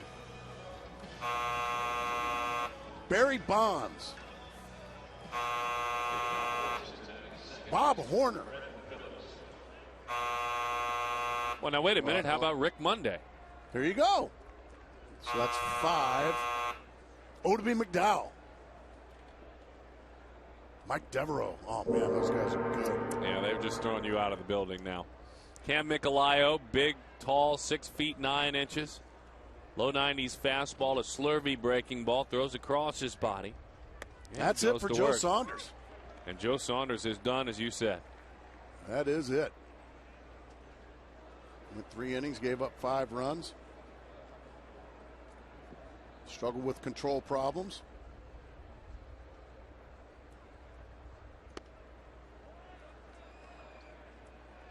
One and one the count to Brandon Phillips. So Michelio earns an opportunity to pitch a little bit longer today. Maybe give his team a couple of innings. Though he is due up 3rd next inning, you never know. Gibby might just start piecing this thing together from here on out. Why not? Based on his offense, I would imagine. Well, he's got a rested bullpen. The starters to this point have all been very solid, going 6 or more. So he's got plenty of ammunition down there in his bullpen. So turn it on over to Cam Michelio and see what he can do. And like you said, just piece it together. Saunders last year had 3 starts of less than 3 innings. 1 with Arizona, 2 of them with the Angels. 2-2 the count. And again, 3 innings here today, 6 hits, 5 runs, 4 earned, 5 walks. To the right side, Juan Miranda is there. And Phillips is erased. Animated as he remains. Started to high step it as it went into that first baseman's glove. Yeah, it's frustrating when you do a nice job. There's the catch, and oh no.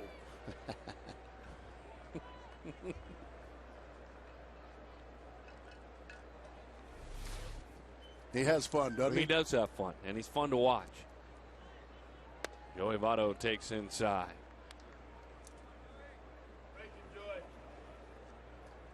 That smile's infectious.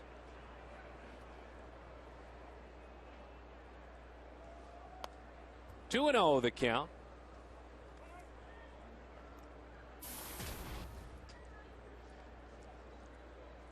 Joe Saunders last year in the 33 starts he made. Overall, the team had a record of just 13-20. Gas. 2-1. Strange swing from Joey Votto, 2-0. Don't expect that. Votto had a truly awkward swing last night at a slider from Hudson. That wasn't awkward. Not awkward at all. It's into right field. Upton is over to cut it off. So hard hitting Joey Votto has 3 hits. That boy can just hit. I mean, he's like stupid good. Bang.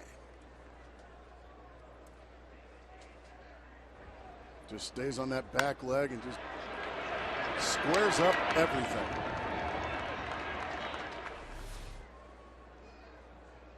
Dustin Pedroia. Now, how come you're getting dings and I'm getting buzzers? Because you mentioned players that played in the 70s. 0-1 the count to Scott it's Rowland. Active. I was going to say Ken Phelps, our old buddy Digger. Andre Ethier. Well, you're looking at your computer. He's cheating, folks. He's cheating. Don't listen to another word he says. Swing and a miss. No balls and 2 strikes. Brooks Conrad. One of my favorites, by the way. 0-2 the count. Scott Rowland, who did not go to ASU.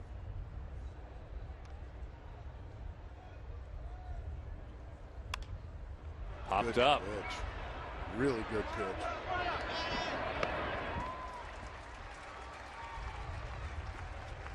That had a little bit of Daniel Hudson jump to it, didn't it? On that fastball. It really did. Watch this ball just sail up and in, and that just eats up Scott Rowland. Ike Davis. Michelio came over in the trade for Mark Reynolds, along with David Hernandez, his bullpen mate.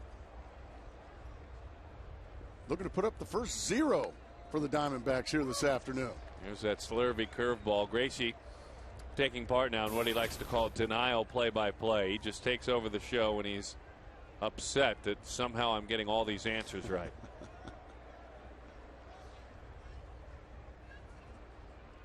Oh and 1. I played with Ike Davis's daddy, Ron Davis. Well, did you play with a little bit? Did you play with Travis Buck's dad? Oh, the great Jack Buck. Wow, we all miss him. Joe does a great job. That's a different family. Boy, they had a pick-off in the making, and Votto just steals it. They were hollering step off to Michelio. Votto was gone before Michelio even lifted that front leg.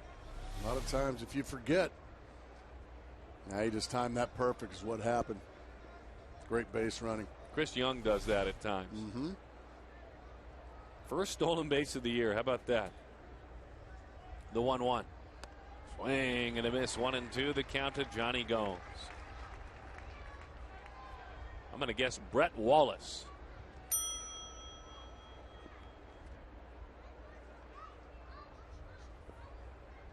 One and two.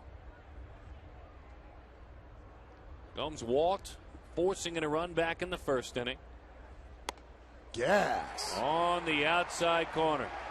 Michelio solid. We'll see how Gibson decides to handle if in fact he will pitch on because he's due up third.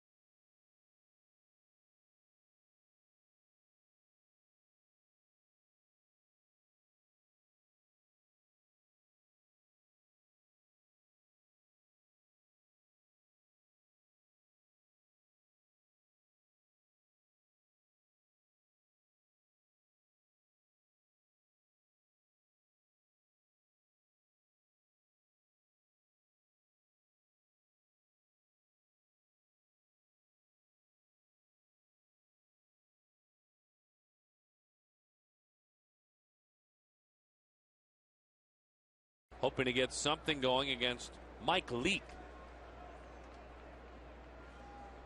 Number 44 in his back. Rocks and fires. Big swing. It's fouled off. Well, he's got simple mechanics, too. Everything is understated with this right-handed pitcher. Starts somewhere between a true windup and a stretch. Keeps things easy.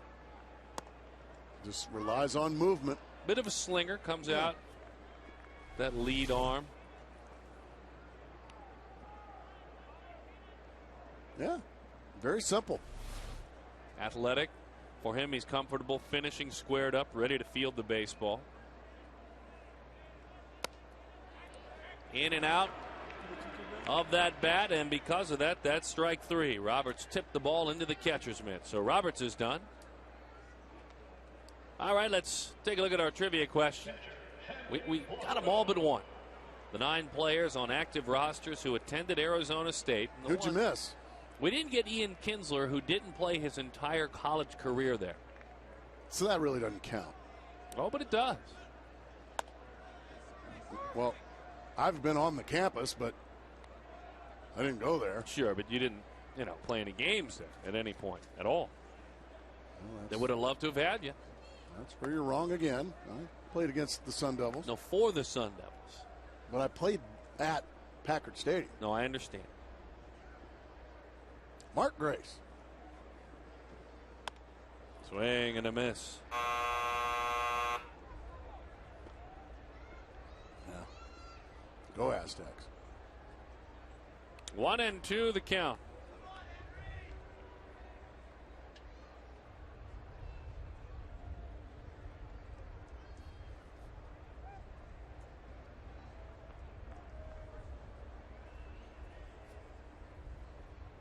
Blanco, a .227 career hitter. Tops that one foul.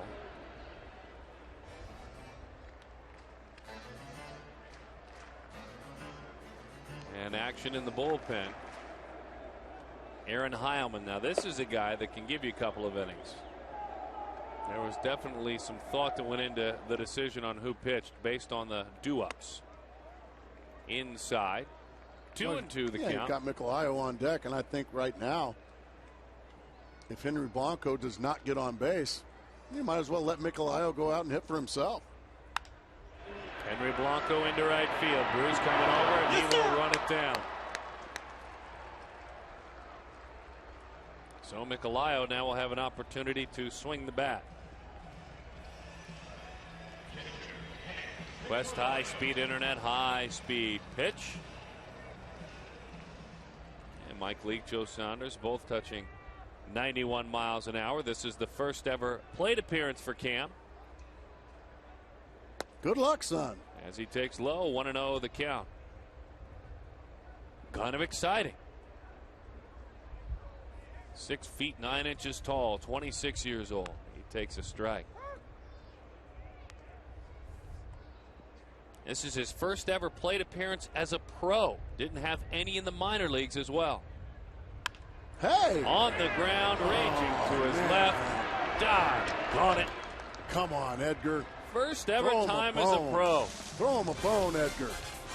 You mean old veteran. We were pulling for you, Cam.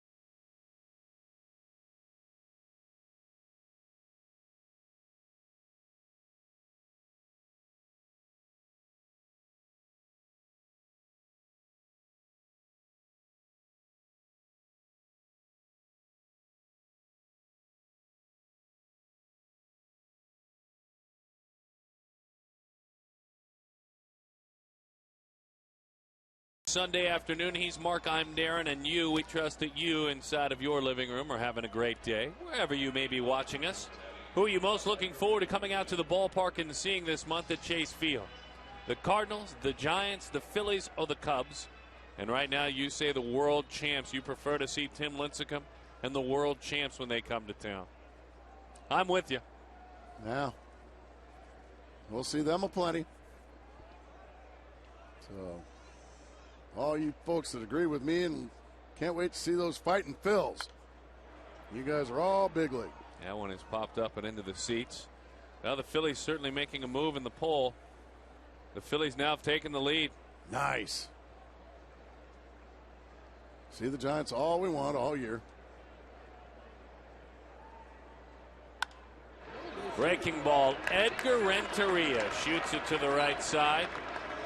Mr. Prime Time, truly, in his 16 World Series games. That's right, 16 games in which he has been able to play in the World Series. He is a .333 hitter with a .391 on base. And that includes last year as an older player in the World Series. He was big as well. Over the last decade and a half, Renteria in the World Series has the second best on base percentage, second to Matt Williams. Swing and a miss. Jay Bruce. Yeah, good to see you folks are coming around to my way of thinking. You're excited to see those Giants come to town. I mean, who wouldn't want to see a challenge for the Diamondbacks? And, of course, names we're familiar with. Because nobody's ever heard of any of those Phillies. Yeah, they didn't win a World Series a couple years ago. They don't have the Cy Young Award winner in Roy Halladay, Cliff Lee, Roy Oswalt, Cole Hamels. 0-2 the count. Gas. Goodness, what do you think of Michelayo so far? That was pretty right there. Just he got beat with a breaking ball by Edgar Renteria and gave up a base hit, and I think he threw 3 angry fastballs right by Jay Bruce. That's good stuff. Before this tall gentleman became a baseball player, didn't play baseball at all until his senior year. He played basketball and threw the javelin for the track and field team. Yes, sir. Threw the javelin. No kidding. I'll tell you what, when this big old boy gets a head of steam, I would imagine he can launch that rascal. Double play ball. Uh-oh. Kind of surprised Kelly Johnson there, did Stephen Drew. That's better than any old javelin throw. So looking to put 4, 3 in your scorebook. Attaboy. Get some runs, boy.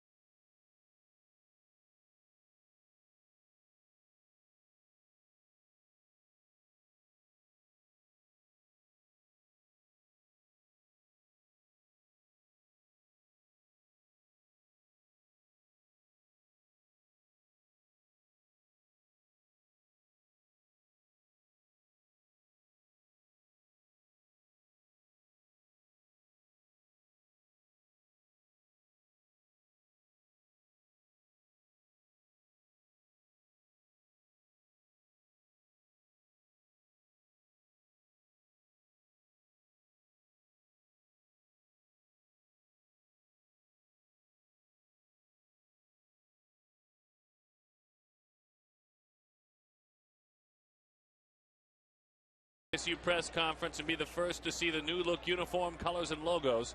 It's live Tuesday, too, on FoxSportsArizona.com. I guess they're going to the old Pirates look. That's what we're Who's that? showing there, ASU. So that'll be their new logo, Gracie, right there, ASU. The P, right on the new Pirates look. I like it. Old school Pittsburgh Pirates. Oh, they'll look good. Broken bat. Leake knocks it down. Willie Bloomquist again reaches. Back up the middle again. ASU versus ASU in that matchup.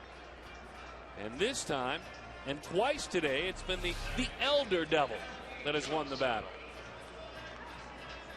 Nice try there by Leake. Bang! It goes the glove. But once again, Willie Bloomquist. We missed him yesterday in the starting lineup. We were saying that at brunch this morning when you and I got together. Excited to see him out there. Yeah, he's been creating havoc on the base paths as well. Good to have you back in the starting lineup, Willie. Kelly Johnson is 0 for 2. Well, low strike. And he watched that one in there. Kelly none too pleased.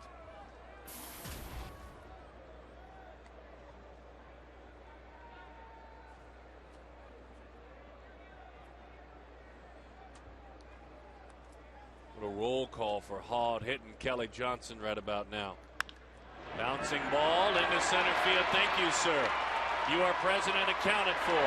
Hustling all the way to third is Willie Bloomquist, as you were saying. Man, that's good stuff. That's what we need to see more of from all the boys in red. A lot of lessons learned. If you want to score runs, run the bases like Willie Bloomquist. And hit it hard like Hard hitting Kelly Johnson. He's going third all the way.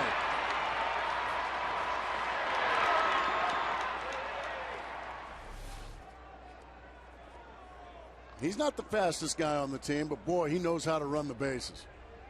Which showed you, you don't have to be a fast base runner to be a good base runner.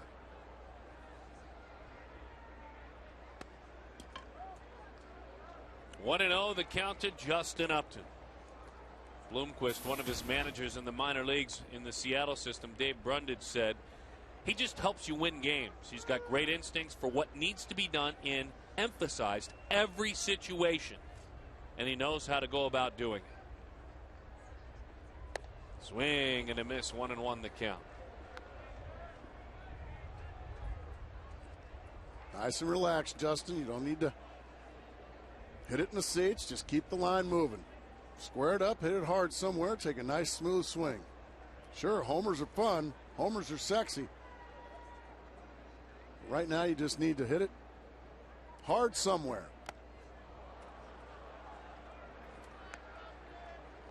One and two the count. It's a couple of swings right there where you can see Justin's pressing a little bit. Let's see if he can get a mistake and put it in play. Got to put it in play. Last thing you want in this situation is a strikeout. See if he puts a two-strike approach on it here.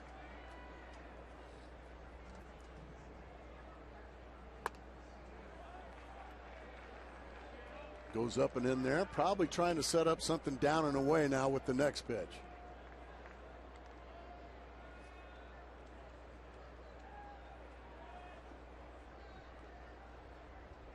Let's see if Hernandez wants to, yeah, he wants to, well, Leake shook him off. Hernandez wanted the breaking ball down and away. Leake shook him off. Let's see what he wants. Wants the fastball back in there.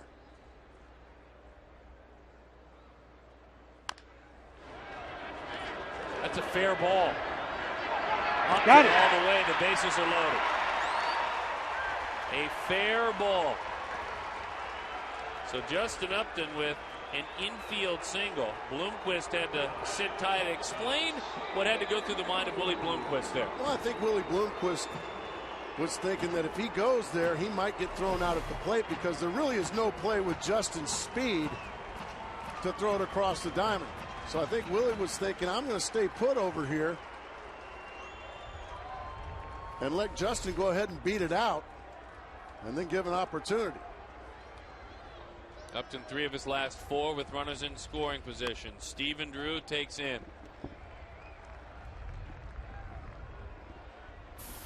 because there would have been a play at home on Willie Bloomquist there. Well, it's certainly a much easier throw. Right. It's about 90 feet less of throw for Scott Rowland. And with Upton's great speed, he was able to beat it easily. Tying run at the plate all of a sudden.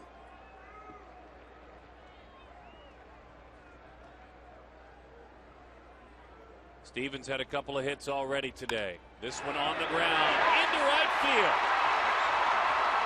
1 run scores. Glenn Sherlock stops Kelly Johnson. And Stephen Drew, a 3-hit day, just has come back from missing the entire road trip as a starter. Has 2 RBIs. The bases remain loaded. Willie Bloomquist goes back to the dugout after scoring. Stephen Drew just takes a fastball in, cuts it off, and whips it into right field for a base hit.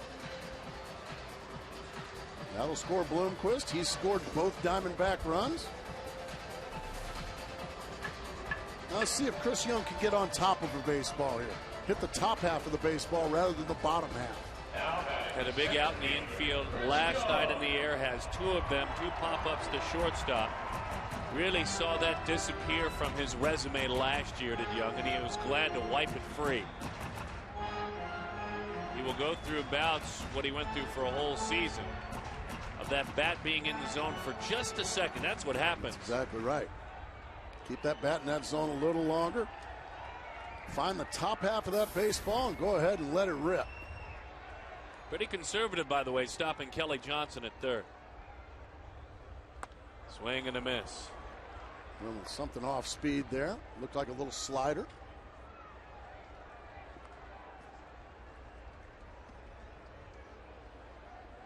Kelly, Justin, Steven.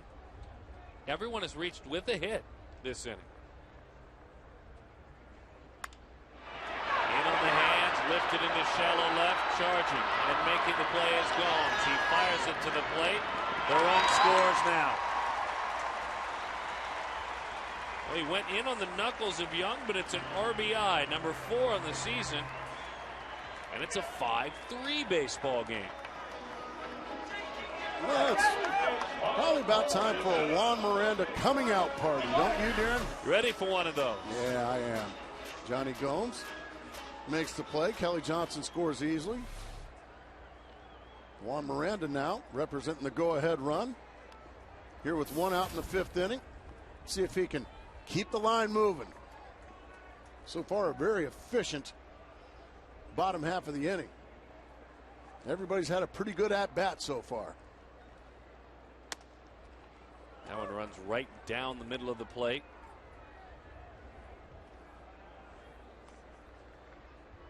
To Juan Miranda. His time in the minor leagues and the major leagues the last 2 years, he has homered 38 times in Scranton and New York with the Yankees. Certainly not consistent explosive power, but that's a respectable number.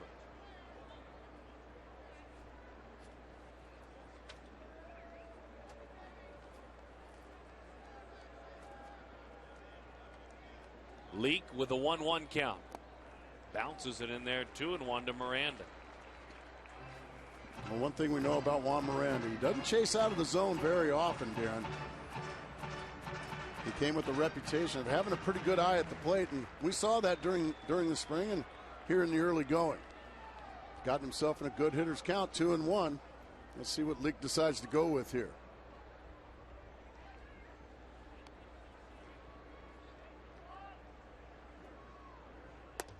Missed with it. Good eye again. 3-1 the count to Juan Miranda. November 18th, his life and career changed forever when the Diamondbacks sent Scott Allen, minor leaguer, to the Yankees organization.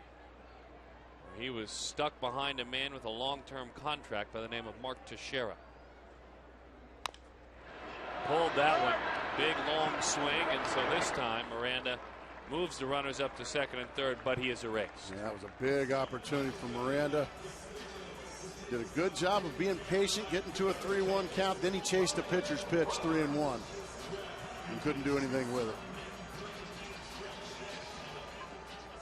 So Ryan Roberts with an opportunity to tie up the ball game. It was a productive out off the bat of Miranda, moving the runners up. Now a single will tie the ball game up. But you would have loved a little more there after you worked him 3-1.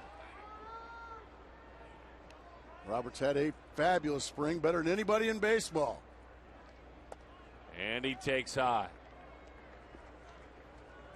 Henry Blanco in the on-deck circle.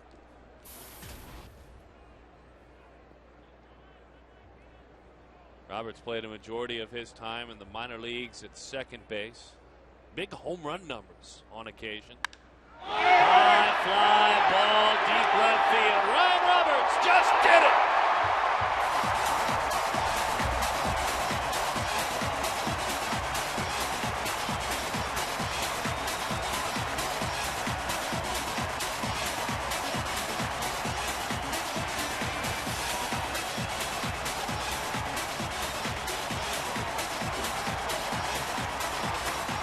The Diamondbacks have come all the way back, and they lead it by a score of 6-5. The Fulton Holmes homer. $150 to the Arizona Mountain Rescue Association. We told you big home run numbers in the minor leagues. How big was that home run in the major leagues? You had just said it. And we talked about nobody was better in spring training the entire game of baseball than that man right there, Ryan Roberts. And he picked out a pitch and he slammed it into the left center seats to give his team the lead. The lead. Bang! Driving right through it. And about 400 feet later, it's settled. So Ryan Roberts has 2 homers this year. He's got 5 RBIs now.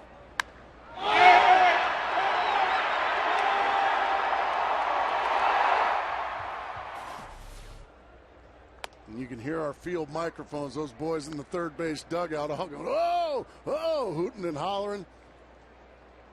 Huge hit. Wow. You know what you like more than anything, and it's just an audio thing, is that one is not foul, is one of the voices I could make out, one of the O's or the hollers, was the managers. Was it? You know, when Bobby Cox said goodbye last year, all of his players reminded us that he had our back all the time, and it was 10-0 we were down or up. We'd hear Bobby hollering for us from the dugout. Still cheerleading. Kirk Gibson walking in those same shoes, and if you do it like Bobby Cox did, you wear spikes when you walk in his shoes, but that's a huge compliment. And Gibby is always known to be encouraging his players, up or down, no matter. Michelio done. By the way, how about the job Mr. Michelio did? Yeah, he came in and restored order for a couple of innings. Tip of the cap to you, Camp. Doggone right, he was terrific. Go grab you a javelin and enjoy the rest of your afternoon. Pitching change. ASU's Mike Leake is done. Some energy at the ballpark on this Sunday afternoon. We told you Kirk Gibson loved it. Oh, boy. Dusty didn't. That toothpick doesn't taste so good.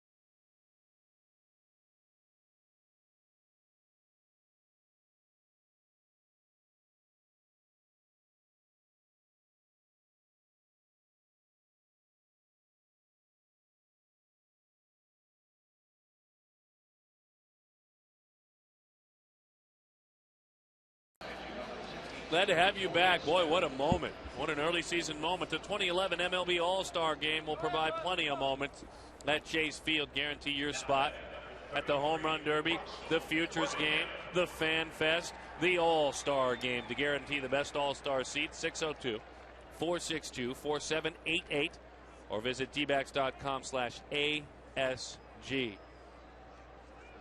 You thief. Tough day for Mike Leake. A very tough day back here down the street from where he dominated college baseball as a Sun Devil. And Russell Branyan called upon to pinch hit with a runner on.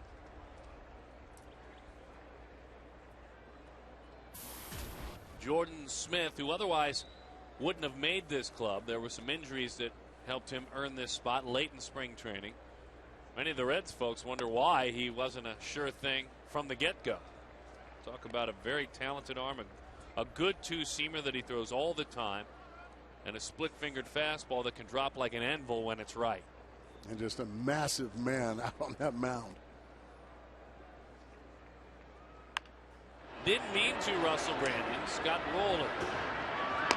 Fires in time. Cam Michelayo's part of the story. He shut things down. Mike Leake unable to do so. And Ryan Roberts cashed in. He took advantage. Dare I say that Ryan tattooed that one. I like that.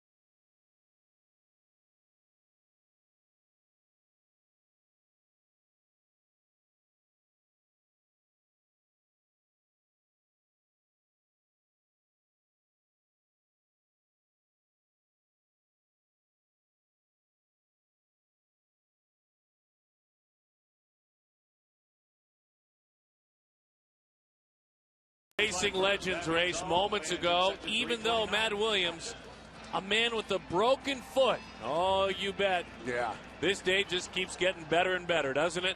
No. Diamondbacks on the comeback. Just ruined the rest of my day, but having a guy on crutches beat me. We might need to give Matt Williams a between-inning shout-out, which we will do occasionally from up here in the booth. We like to do that. He's got good ears. He has very good ears. Rabbit ears, they used to call him when I played. All right. Cam Michelayo, he earned so far a star on his report. Ryan Roberts the same. Now Aaron Heilman trying to do good work as well. And he can eat some time up should they desire to do so. Because he threw more innings than anyone this spring. As he fires a strike, 0-1 the count. A 5-run bottom of the 5th inning.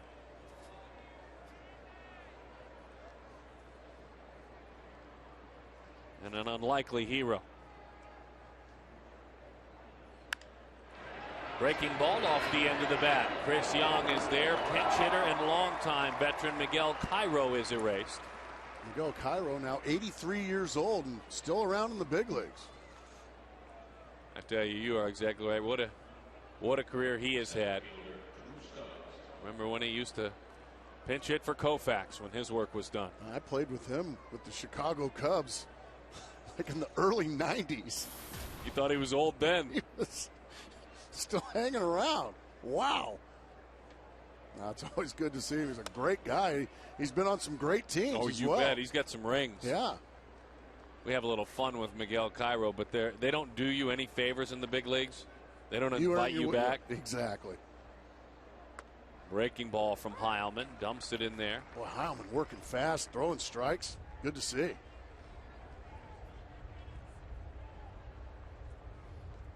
Again, made a strong run, as strong as he could in spring at that starting rotation.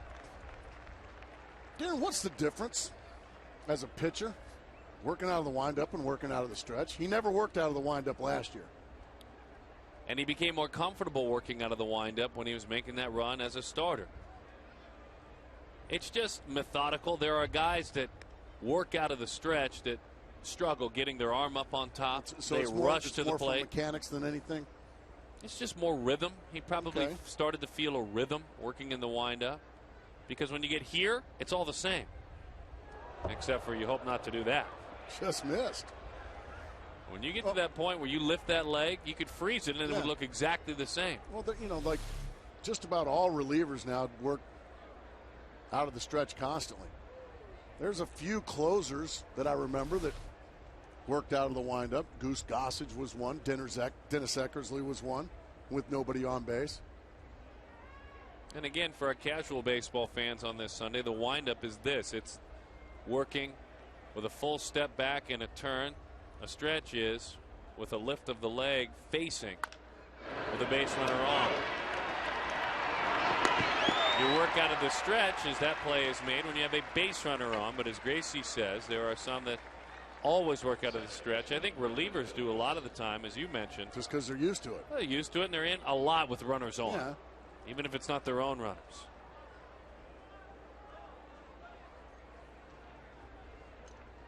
Now it's just, you know, because Heilman was trying to make the club as a starter this year in spring training. So all of a sudden now he's out of the windup. You just never see any starters that work solely out of the stretch. He found something he liked as preparing, so he decided to take it in. I just think the bottom line is all you pitchers are just kind of messed up in the head. That's what I think. Yeah, the center of the universe in the game of baseball is the pitcher. Certainly the most important position. That is very true. Very much so. It all starts with the pitcher. Nothing happens until he nods his head. He holds the ball. Well, and if you didn't have a pitcher, you'd just have a tee. Great point. That's all you'd have. You could put a screen back there. Swing and a miss. That pitch had some big-time dive on it from Heilman. It's taco all time. right. I'm going to get me some. The racing sauces, it's time. The mild and the hot and the fire. Need to see some tacos up there. The 2-1. Bouncing ball. Setting. Firing. 1, 2, 3.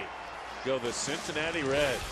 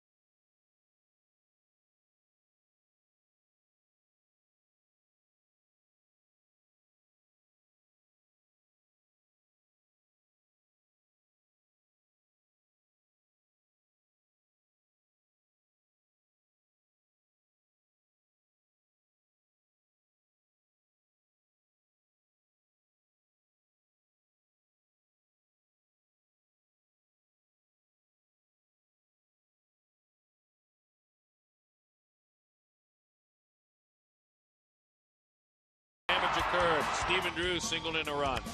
Chris Young in on the knuckles with a sacrifice fly. That was run number 2.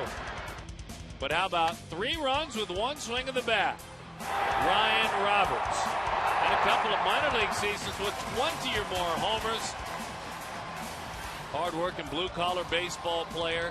Everything he gets, he certainly earns, and he earned that big swing of the bat.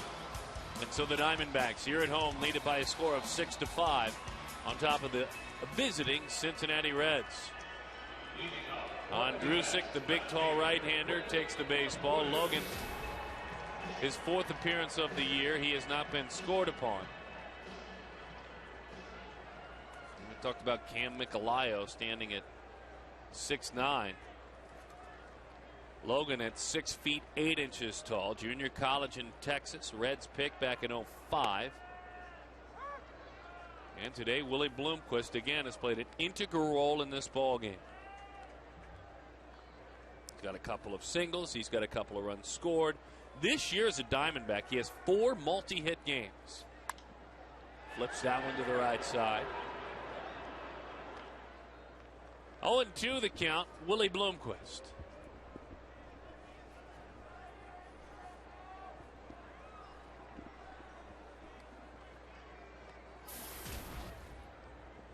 Hit in all 7 games in which he has played as a Diamondback. This is good to have him back in the starting lineup. I would agree. He has been he's right in the middle of it again. They scored 1 run in the 3rd inning. Did the Diamondbacks. He got it all. Started with a base hit, stolen base. He started the 5-run 5th with a base hit. 1-2 the count. Grew up in Washington, was a huge Mariners fan as a young man.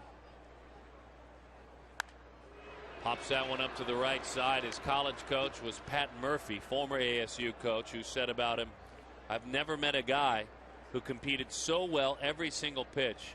It isn't baseball pretty, but I want that ugly he brings every day." That comes courtesy Baseball Almanac and his coach Pat Murphy. Bouncing ball into the middle, into center field. It's like a broken record, and keep on playing that record. A 3-hit day for Bloomquist. It's been fun to watch ever since we pointed it out about 3 or 4 games ago in Chicago, Darren, that you know a guy is locked in as a hitter when he starts hammering balls right back up the box using the big part of the field every single time. I mean, he is just spinning pitchers' caps. He's hitting it everything. Gap to gap. He just continues to shine. Hitting over 400 now. That just pushed him over 400. He's got 13 hits this year. And 32 at-bats, Willie Bloomquist. Boy, over at third, Scott Rowland cheating in. He's in the shadows, but he is on the grass by a step or 2. Kelly steps out, wants a fresh set of signs from Glenn Sherlock. So Sherles will oblige.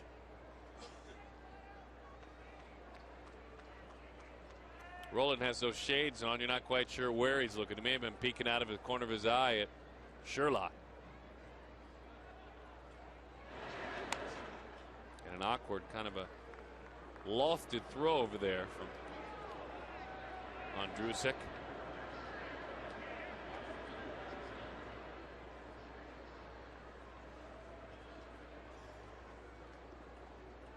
Kelly 1 of 3, scored a run. Good pitch. It's called a ball. Wow. Hernandez almost like, I'm not going to throw this ball back to the pitcher till you call it a strike. Wow. But it's 2-0.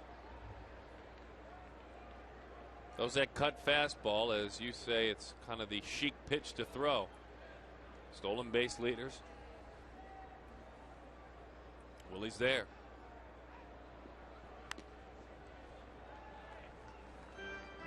Bloomquist a couple of years back had 25 stolen bases, and again, that's a number as a not an everyday starter.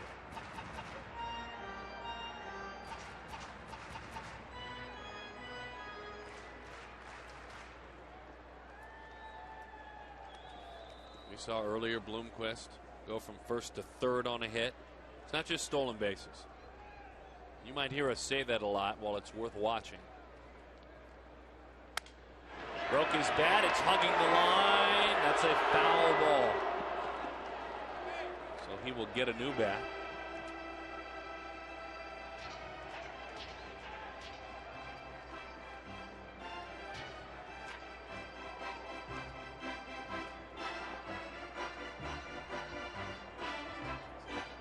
All the key parties involved: Glenn Sherlock, Willie Bloomquist, Kelly Johnson. They have their marching orders, and here we go. Into the dirt. Doesn't get far enough away. Hernandez did a really nice nice job. play there by Hernandez. I would imagine Willie Bloomquist going to be on the run here.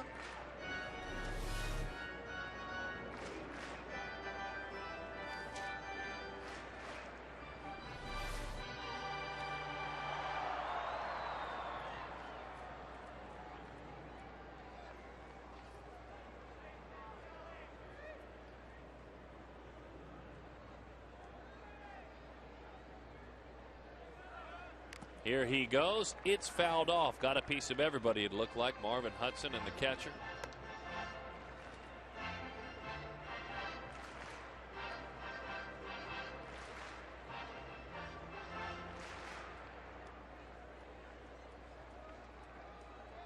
Five runs, 8 hits, 2 errors for the Reds. 6 runs, 10 hits, and 1 error for the Diamondbacks. Both teams have left 6.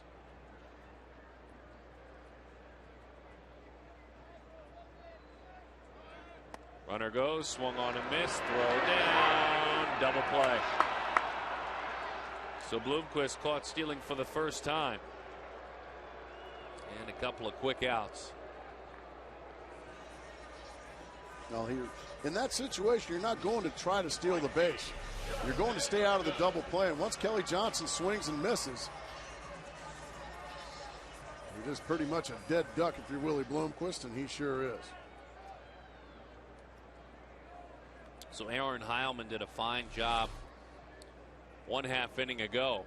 Heilman knows, though, he faces the man here in a moment in Joey Votto. Curveball and a dandy strike one to Justin Upton.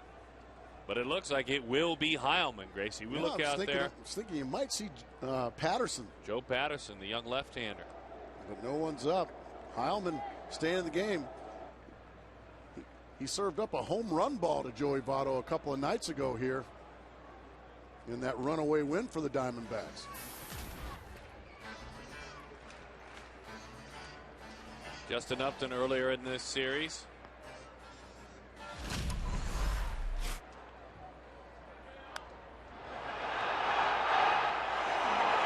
With a home run.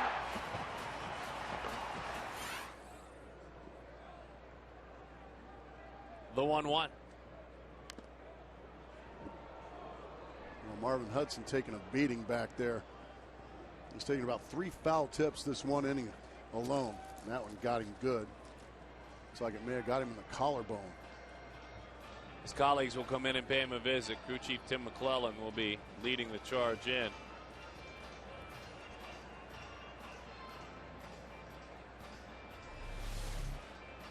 Let's take a look.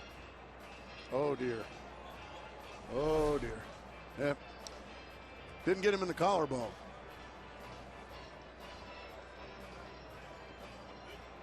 Ken Crenshaw, head athletic trainer for the Diamondbacks, will come check on him.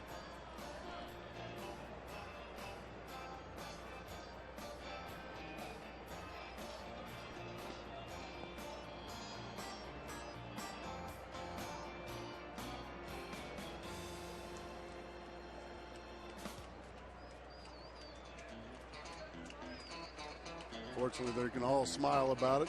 As soon as Teddy Barrett, the crew chief, and Ken Crenshaw, as well as Justin Upton, having a smile about it.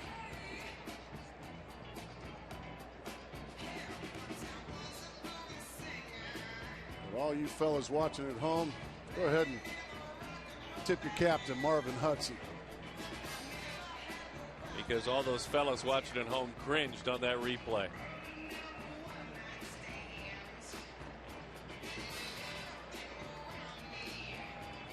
All right, Mr. Hudson, way to go.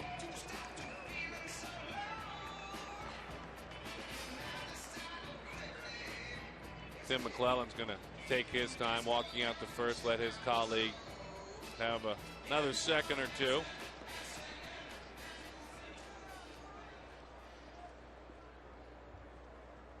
There's a veteran umpire, Michigan native. Hudson hangs in there.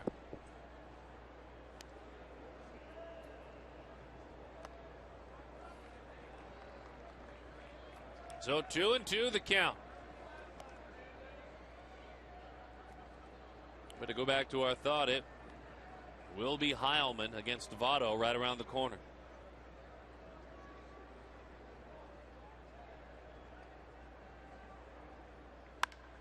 Justin Upton hits a high fly ball into center field. It's put away. Votto to lead it off. His club is down by a run.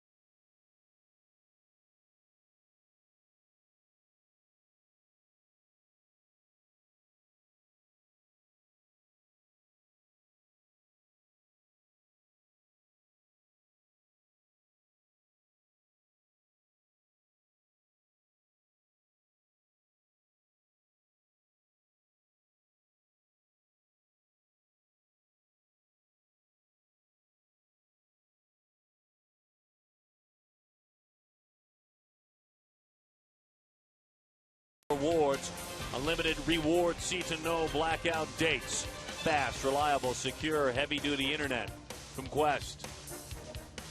Away we go. Joey Votto, Aaron Heilman to lead it off. And Votto, 4 for 6 with a double, a triple, and 2 home runs in his career against Heilman. It makes you wonder why no Joe Patterson, the left-handed specialist, but Heilman it is here to start the 7th inning.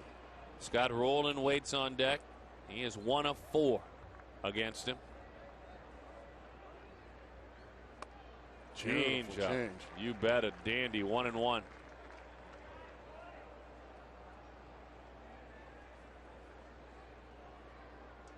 Roberts way off the line at third. Infield playing him to pull.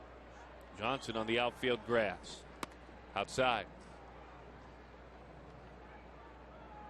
And we research the numbers, but trust me, men that stand in the middle of that diamond, they know the numbers.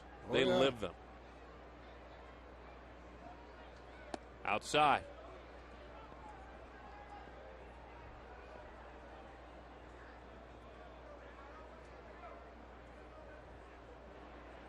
Gibson and Nagy look on as Heilman deals it. It's grounded. He got him that time. He sure did with a 3-1 changeup, and it's one of the best changeups we've seen from Aaron Heilman. What a huge out that is. Tip of the cap to Kirk Gibson. Going against the odds, going against the book, if you will. And the frustration there for one Joey Votto. Big out there for the Diamondbacks and for Aaron Heilman.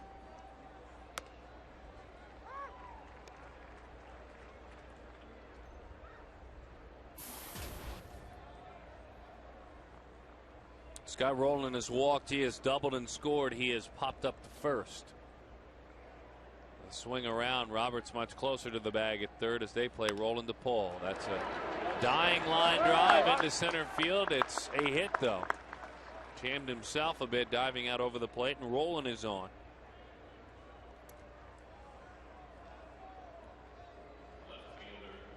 In front of Johnny Gomes.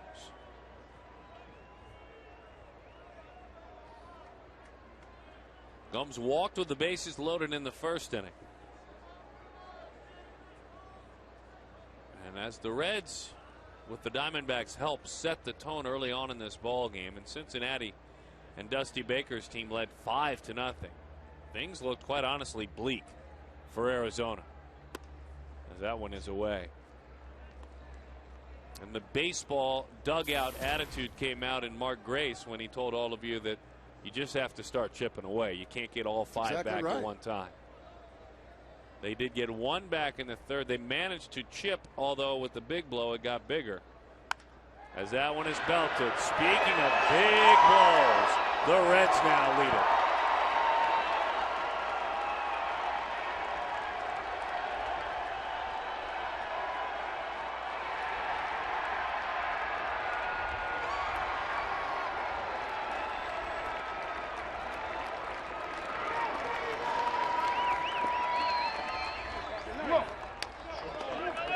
That's what these Reds can do. Any minute you throw a hanging breaking ball up there, bang. Hyman made a mistake and Gomes made him pay big time. Well, that's painful. Well, you get Joey Votto, and I think a lot of times what can happen is you can relax a little bit. Woo, I got that guy. But then Rolen and Gomes give the Reds the lead.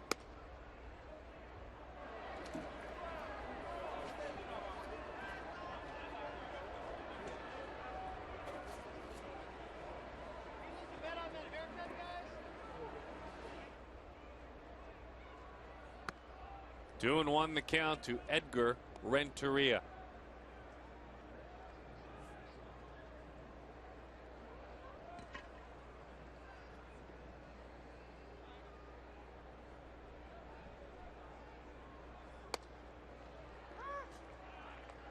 Two and two.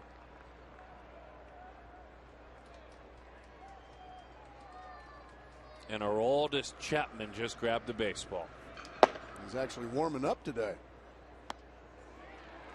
Renteria goes down.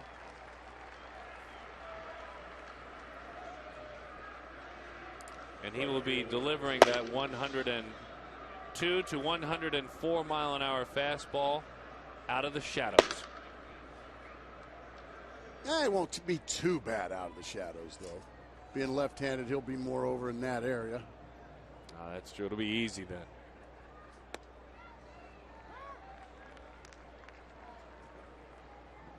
Well, it won't be easy. It'll still be 103.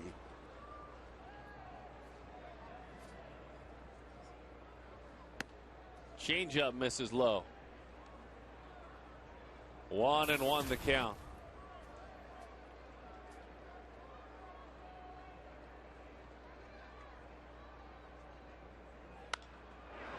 Lifted, left field. Willie Bloomquist is there. A deflating inning because of that man. The Diamondbacks felt good about themselves. Now the Reds do.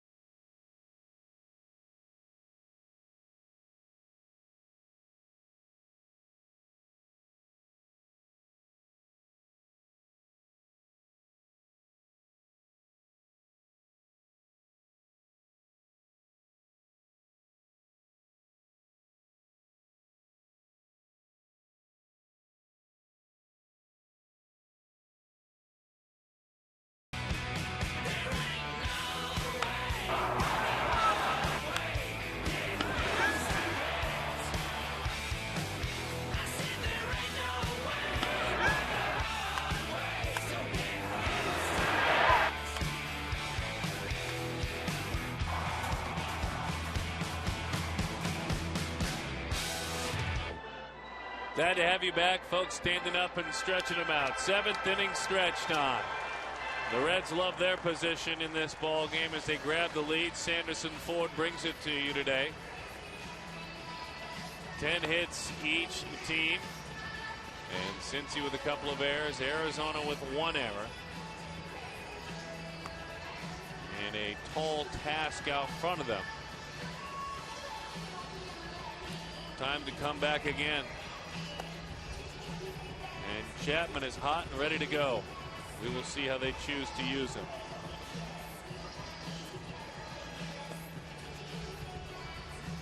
Johnny Gomes, boy, you talk about a no-doubter. Yeah, he clobbered that one. Picked out a hanging breaking ball and just destroyed it. 2-run home run. But the good news for the Diamondbacks is, because I'm a glass half full guy, Darren, we still got 9 more outs.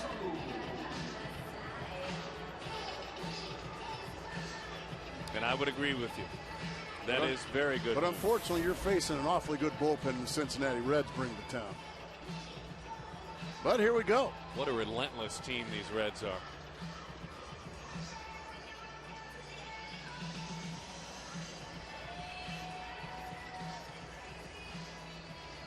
Andrusek, a long conversation with Hernandez. And they wanted, I'm guessing, to give Chapman maybe a little bit more time to warm up. Probably. Because we're about to have a double switch. Giannis trots into the ball game. They will juggle things around a little bit as Renteria sits down. I would imagine the pitcher spot will now be in that 6th slot. Here comes the Cuban missile. That gate swings open, folks. Triple digits on this Sunday. Thank goodness not temperatures. No, it comes from the mound.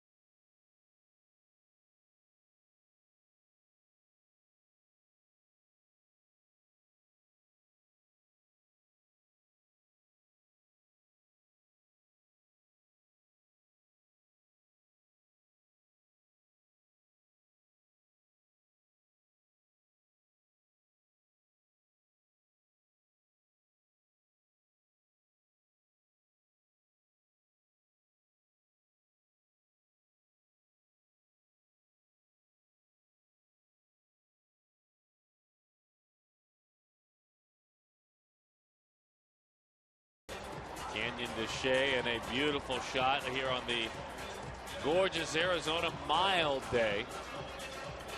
Thanks for spending the afternoon with us, and you get a chance to see history with regard to a Major League hurler. One of the hardest fastballs in the history of this game going to work. Aroldis Chapman last September 25th, he threw a pitch that was clocked at 105.1 miles an hour. At Petco Park, oohs and ahs all around. Last night he touched what, Gracie? 103? I think he got to 103 twice. And away we go. Fastball is up and in at 93 miles an hour. Boy, he's tired. Had to be a changeup.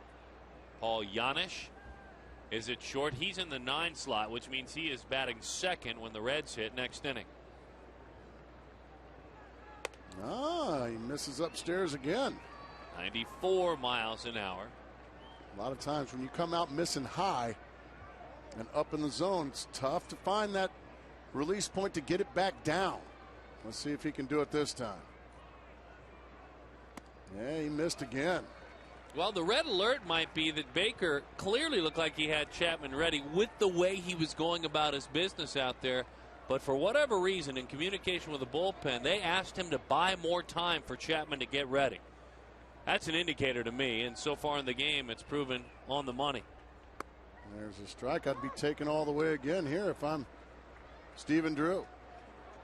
Drew in this ball game has had a fabulous day. He's perfect with a couple of RBIs. He missed ball 4. Good stuff there from Stephen Drew. Let's bring Brad back onto the telecast. Brad, what do you have for us? Well, last night, Russell Branyan, lefty on lefty situation against this fireballer, came through with a base hit. It was 102 miles an hour, and since they've been keeping the Sabre stats back in 08, there's only been one pitch faster than that was put into play in a base hit. That was Carlos Ruiz. It was 103.5 miles an hour. That's wild stuff. I'm reading about that right now on azdiamondbacks.com. And Russell Branyan, once he was told of that last night. Oh, Stephen Drew just got picked off. My goodness gracious sakes.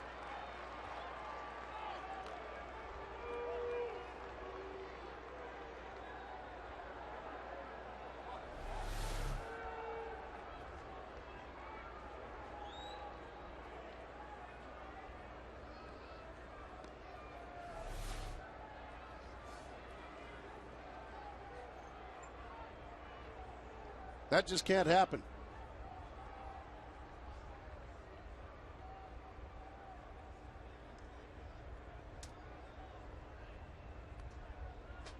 Well, you can hear a pin drop in here now. You can hear a pin drop, and you see a pitcher that suddenly starts to find the strike zone with a little bit of confidence, a little bit of pep in his step. Drew has had a great day, and then that happens. 3 hits and a walk. And all of a sudden, a pitcher that... The pep in his step now. All of a sudden, from a couple of feet in the cauldron, all of a sudden now he can get right back in his lounge chair.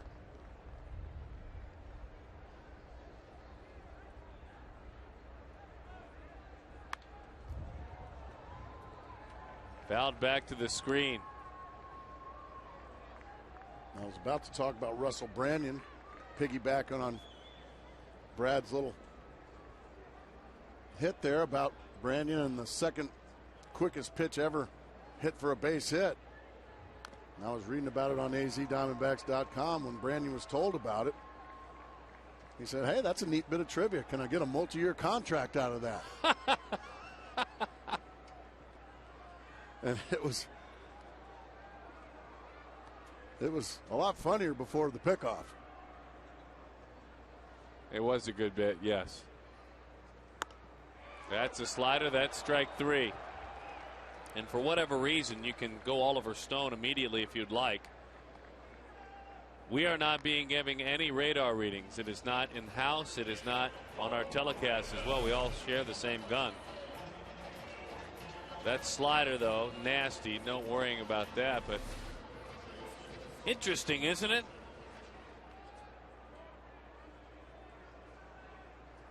I guess they don't want to give this kid any extra confidence here.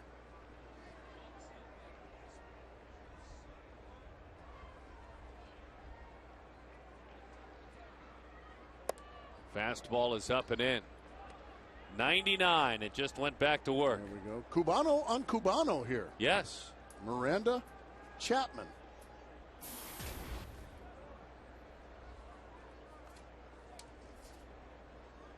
And Chapman, 23 years old. Miranda, 27 years old. But one would imagine they had plenty of time as teammates together.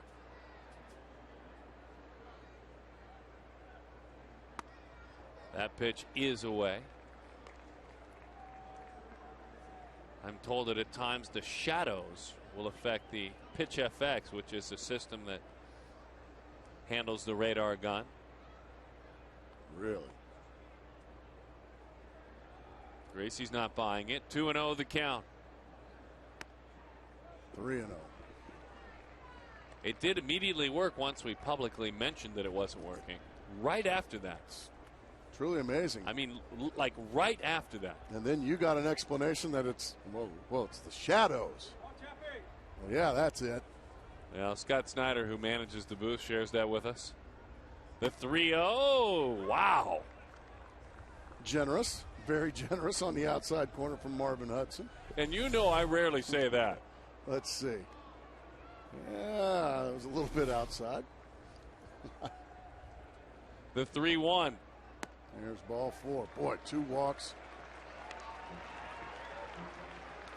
Let's bring Brad back in a little bit more on Juan Miranda as he faces his countryman. Brad?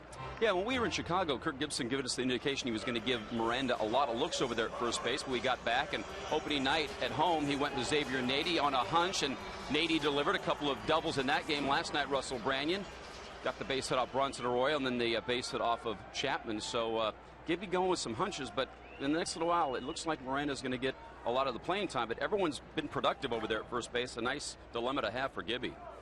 I think Gibby reserves the right to decide day of game whenever he wakes up, which is just fine. You don't have to guarantee anyone a job over there at this point. Here's Roberts. His home run earlier as he takes that one in his kneecaps. Not throwing nearly as hard. Chapman, this is our APS Energy All-Star. This part of a 5-run inning, giving the Diamondbacks the lead.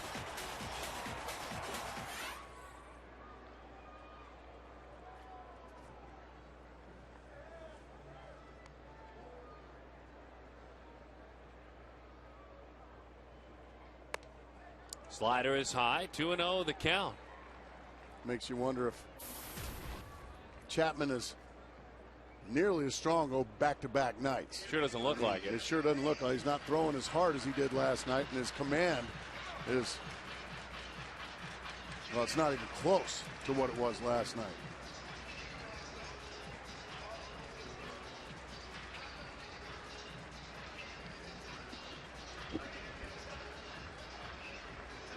Chapman making the 19th appearance of his major league career. He's thrown just 16 1/3 innings coming in with 21 strikeouts. Done some work in the minor league, so it has not been a large body of work from the large-bodied man over there. Certainly is very heralded, though.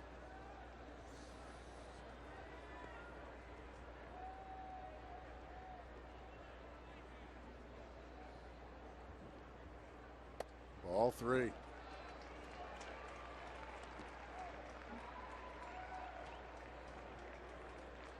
He has worked 4 total innings in the big leagues with no rest. In other words, on back-to-back days. And in that second day, he's been pretty good so far. He's given up 1 run, 7 strikeouts. To this point in his career, it hasn't affected him.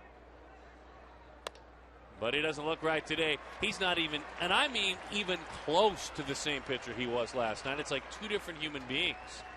12 of the 19 have missed. Ryan Price going to come out and have a conversation. Is that a fair assessment? No, it's more than fair. He's missing badly. Well, he was consistently over 100 miles an hour with command last night. And he's missing up with everything, which usually means he's suffering from some fatigue. Nick Masson, who has, in some ways, just as nasty stuff in that right arm. And also, Darren, you pitched plenty in your day. Sometimes you just have a dud day. Sometimes your arm, it might feel good and you might be feeling like you're releasing it well, but it's just not the same zip on the ball. So you just throw some duds. And right now, Chapman's throwing a few duds, but they're still in the mid to high 90s.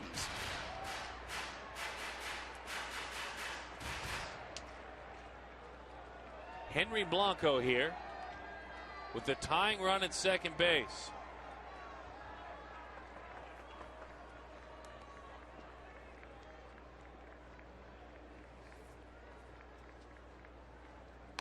Strike. He takes one right down the middle. right-handed hitters you could go to. In Blanco's place, Mora, Nady, who's on deck, and that's it.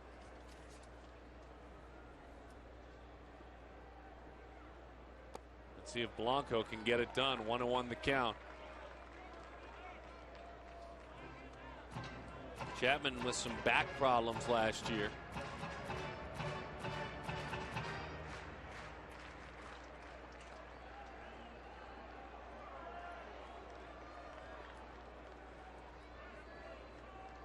The big fella goes to work. On 1-1. Outside. Laid off a couple of good sliders, did Henry Blanco. He's walked 3 in this inning, he being Chapman. The first one, Stephen Drew, was promptly picked off. And after a strikeout of Chris Young, back-to-back walks, now put the tying run on second. 95 miles an hour.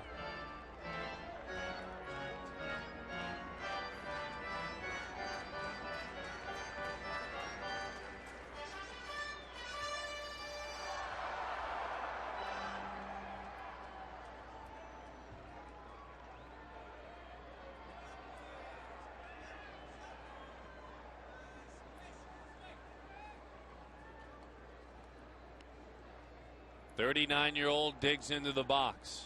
On 2-2. Got him with a fastball.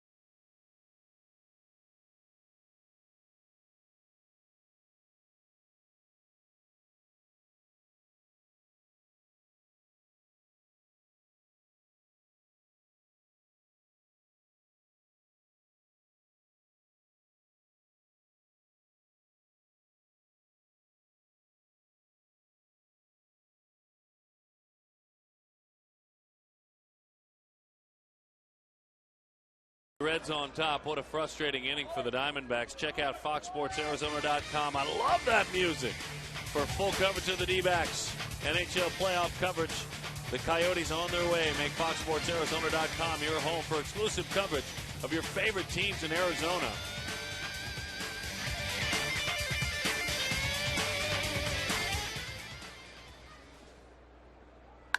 Aaron Heilman goes to work. Stephen Drew wielding, firing, got it.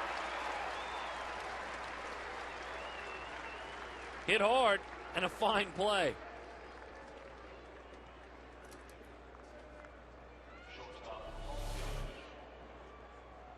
Nice play to his left, hard hit ball.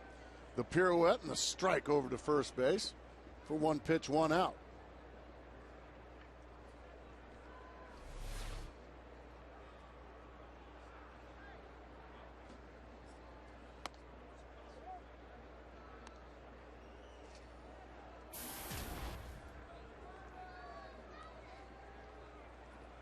Paul Janisch takes it right down the middle. He has had a great series. He's had 4 hits. Previous of that, had a 3-hit game in Houston. Huge start to the season. Hitting safely in all 6 appearances, including 5 multi-hit games.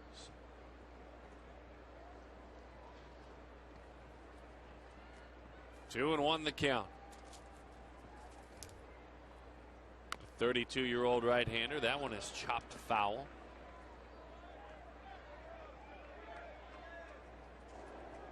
Joe Patterson warming in the pen.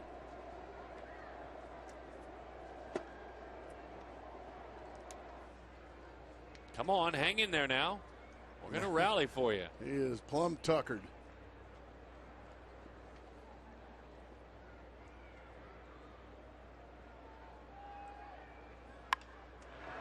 Off the end of the bat. The play is made. Looks like a cozy place to sleep, though, for a young one. Crawl up into mom's arms and go to sleep. Mom, wake me when they get the runs back. I want to cheer. He and his buddies up late telling ghost stories last night. That's a weekend. You're allowed. Drew Stubbs. Probably the one about the headless horseman. Oh. Ooh, that one always got me. Always checking to make sure that there's nothing under your bed after you hear that story. In the closets. That one always got me. It wasn't really a story more than it was a show. I always had nightmares of the Wicked Witch of the West. I didn't like her. Wicked. Oof. She was ornery. Didn't like those flying monkeys either. 0-1 the count. Change up. No balls and 2 strikes. Trees threw the apples at people.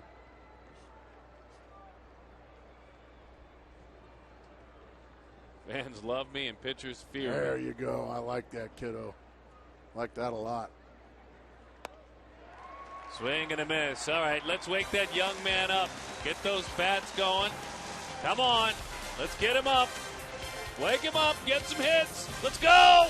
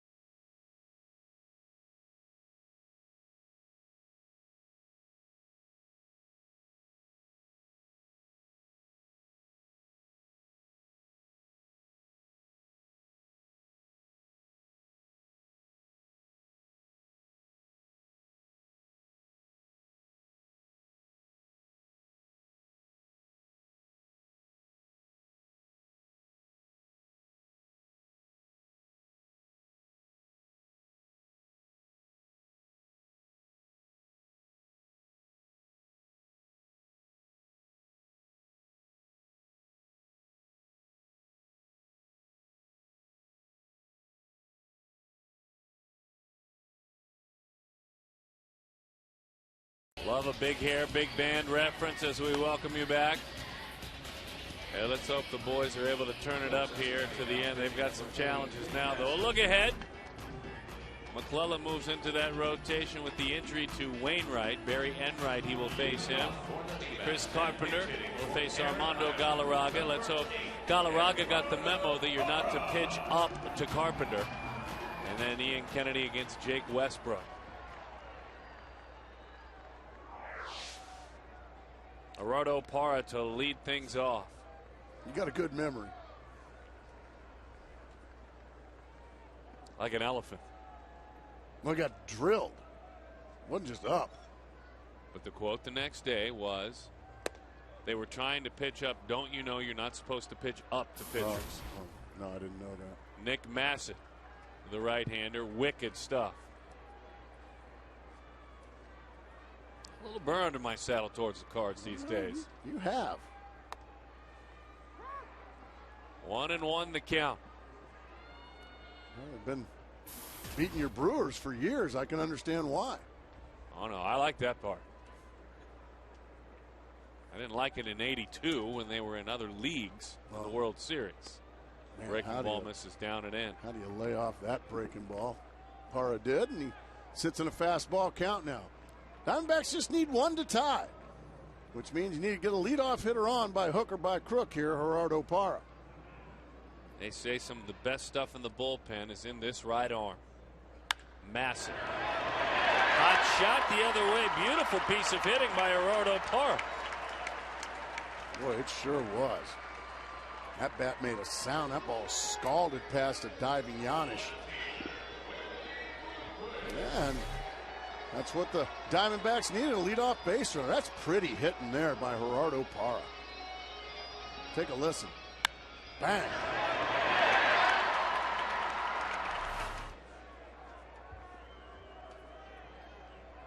Willie Bloomquist has been on 3 times today. He has singled 3 times today. He is hitting .406. He's got a challenge on his hands now. Rollins almost on the grass at third. And in center there, shallow. Stubbs very shallow in center field. Or as they like to say in Cincinnati, shallow. There is your defense. Fastball can get up to 97 from Massett.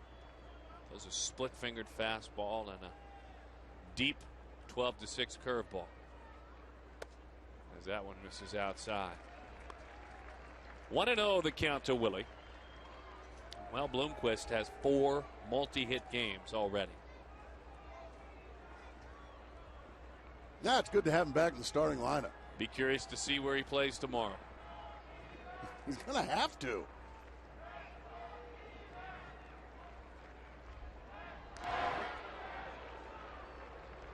Now remember, when we talk about Bloomquist, there's no exaggeration when I tell you this. He can play every position.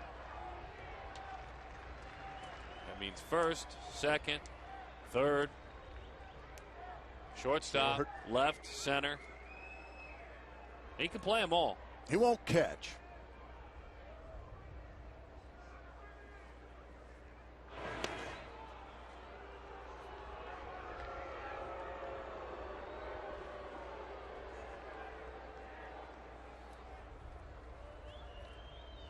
Glenn Sherlock with a full set of signs, keeping an eye across the diamond. Eric Young very close to Parra in that first base coach's box. Nick deals it. Bloomquist uses the right side, dipped under it a bit. A couple of Reds outfielders get together, and Bloomquist, they find a way to erase it. Well, have a listen here, Darren. With the D-backs Pepsi Max value pack, you get a lower level ticket, a hot dog, soda, and free 20-ounce bottle of Pepsi Max, all for just $19. Available every game, every day. Call 602-462-4787 or visit dbacks.com/value. Boy, that's a good reminder. Good read. Thank you. In those shadows, Kelly Johnson. Contrasted with the bright sunlight on the seats behind him.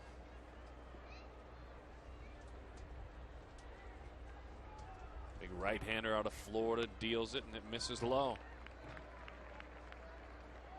Originally a Rangers 8th round pick in 2000. Out of St. Petersburg Community College.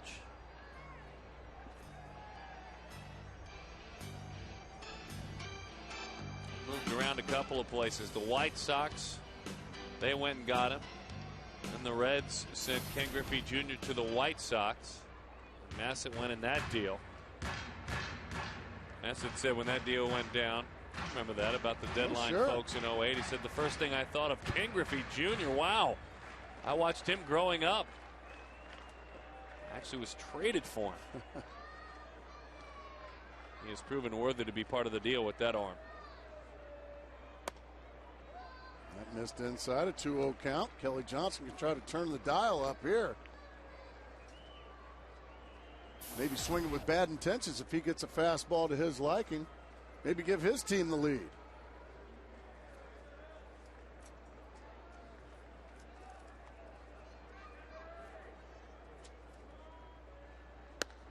Good pitch there. Nothing Johnson's going to do with that one.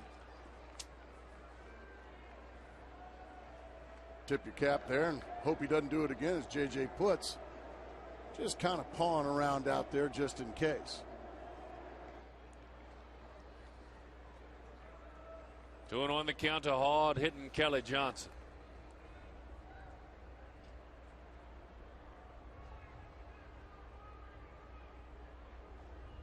Breaking ball. Don't know how you take it. Just missed. 3-1. Oh, you're right. That is some really good stuff he possesses. How about that Geico sign in left center field? Maybe a fastball out over the plate.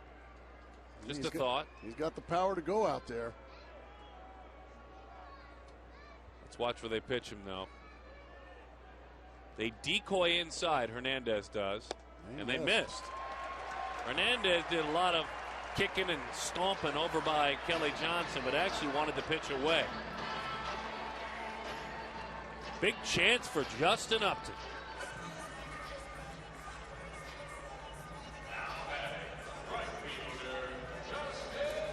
Singled in the first, walked in the third, infield single in the fifth, fly to center field.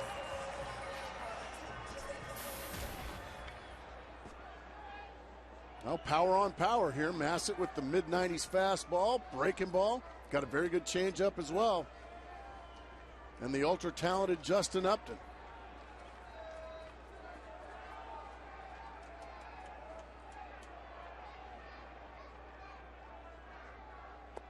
Breaking ball. And he laid off. Good speed. At second in Parra and at first in Kelly Johnson. Just about any base hit will tie up the ball game. Now all it takes is a double down the line to give his team the lead. Pounded it right off his foot. Ouch.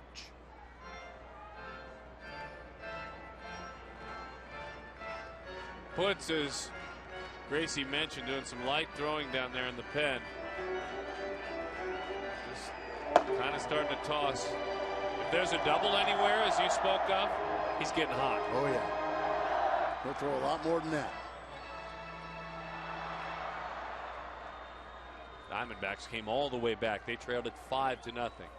Grabbed the lead 6-5, only to see it slip away again. Oh, he took a fastball right there. I think Justin got caught looking for something else.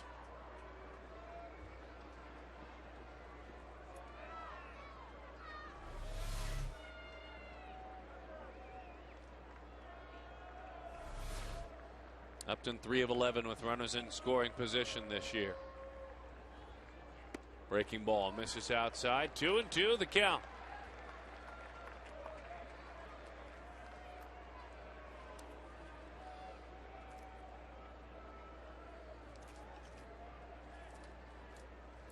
Parra started it.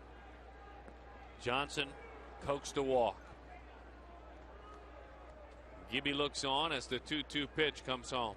Breaking ball pounded into the dirt.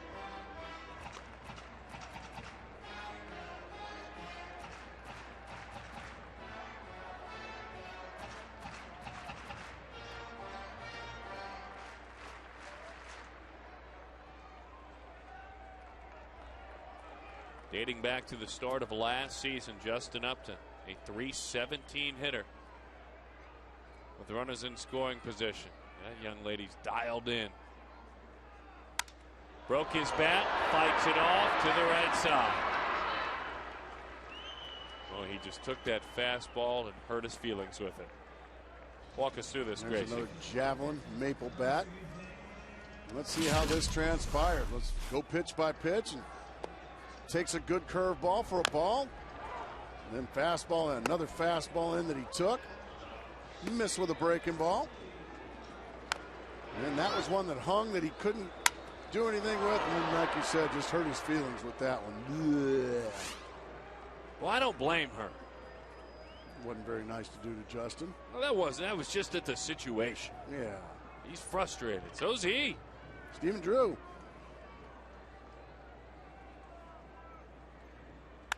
Hot shot, base hit, right field. Here comes Bruce to Gold Glover. Here's the throw to the plate. We're tied. And Stephen Drew gets it done.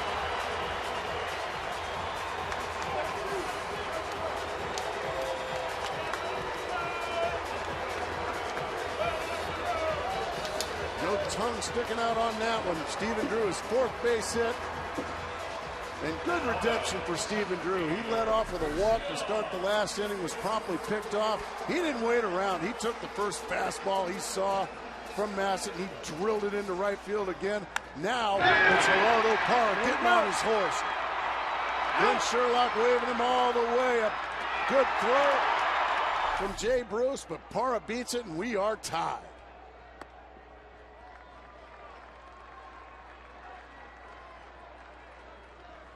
Good for Stephen Drew. Stephen Drew, that's a 4-hit day. We were less than a week ago wondering when he would play again. A take. Excellent jump too from Gerardo Parra out at second base. That ball was hit well. Jay Bruce got one of the best throwing arms in all the game. And he beat it easily. He's a Gold Glover, and deservedly so out there. For the 8th time, Stephen Drew has 4 hits in a game. Back on September 1st of 2008, his lone 5-hit game. Boy, that's not really a pitch you want 2-0. Pitch about 6 inches outside. You're looking for something middle in if you're Chris Young. That's where your power is. That's where you can really do some damage. Shin high and about 6 inches outside isn't really what he likes on a 2-0 pitch. I don't know anybody that likes that. By the way, I would imagine no matter what happens now, Putz comes into this game. Play for the win. Let him pitch in a tie game in the 9th. He's just kind of working slow out there. There's nobody else loose, and you've already hit for Heilman, so he's coming in. He is definitely coming in. That's your guy. No one else is warming with him. Let's make it a save situation, Chris Young. Go ahead and just bang one out there somewhere and play Kelly Johnson, and then it'll be a save op for J.J. Putz. 2-2 the count.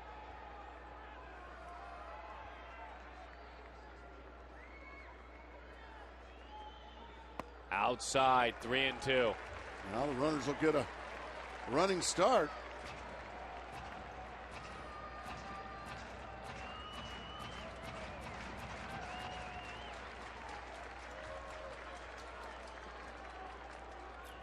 Three RBI day for Stephen Drew. Runners go off the end of the bat, so he'll hang around. Tough pitch there. Good, nice job by Chris Young just hanging around. That was a pitcher's pitch, and Chris did a really good job fighting off the nasty one, hoping he might get a mistake here from Massett. He has thrown him one pitch that has gotten the wide of the plate. One. The rest have been off the plate, away. Runners go. High drive! Deep left field. Young! Way out of here!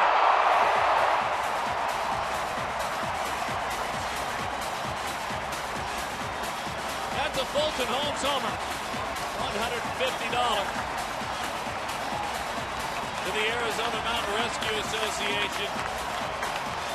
You kept telling us, Gracie, about the ability to just stay alive, to take those pitches you know you can't hit and foul them off. He finally got one down Broadway, the first one. He fouled off a vicious pitcher's pitch the pitch before. And what's that do? It sets up the mistake right there in the middle of the plate. Chris Young smokes it into the seats. What a baseball game we've seen from these guys in Sedona Red. Wow. Great at bat there by Chris Young.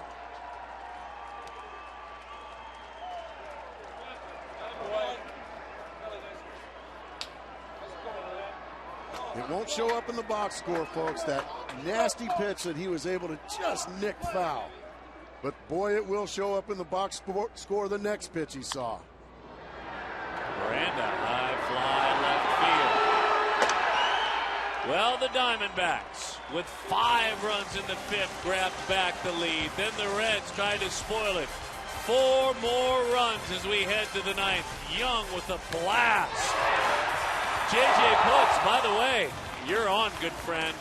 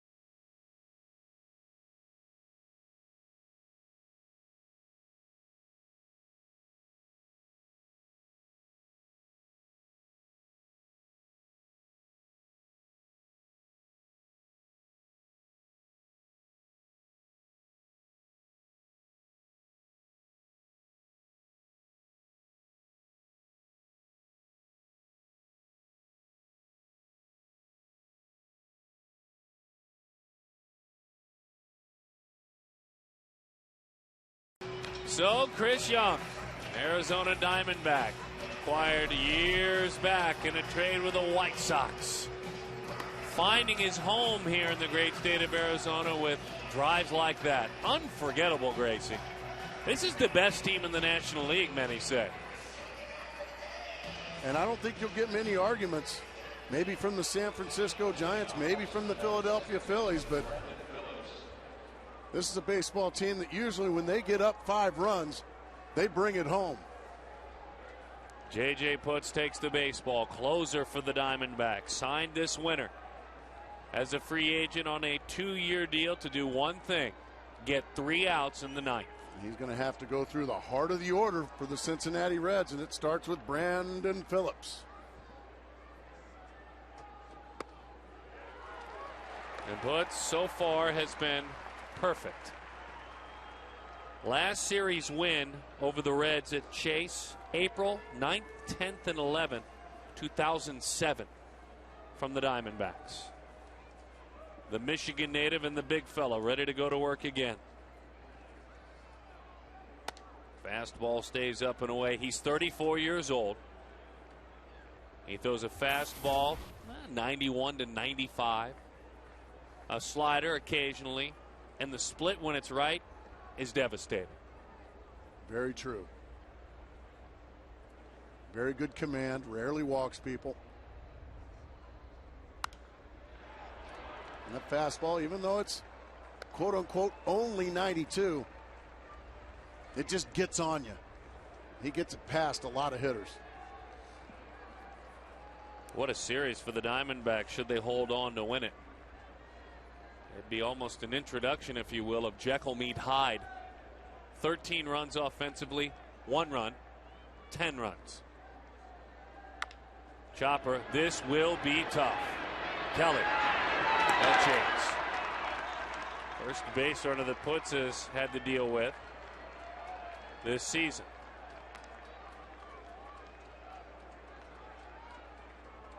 This time it's Brandon Phillips' turn to just survive. Put it in play and give yourself a chance. And he just chopped it right off the mound. Nothing Kelly Johnson could do. Just surviving. That's a split. Johnson does all he can, but that's a base runner. And just like that, here come those red legs. And Joey Votto's got 3 hits already. Infield swings around to pull. Double play depth in the middle. Right back to the screen. Remember as well for the Diamondbacks, they had lost 8 consecutive games in their own ballpark coming into this series against Cincinnati.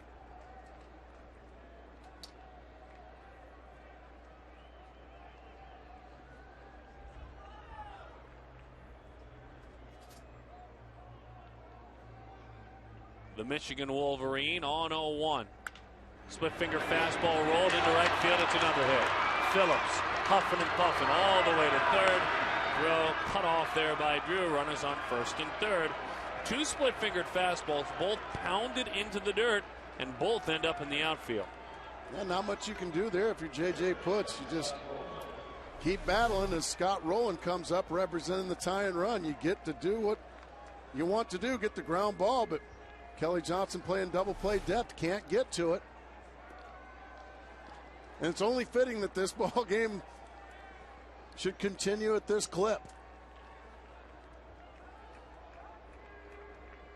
It's been a nail biter since about the 5th inning, and why change now? It's good stuff.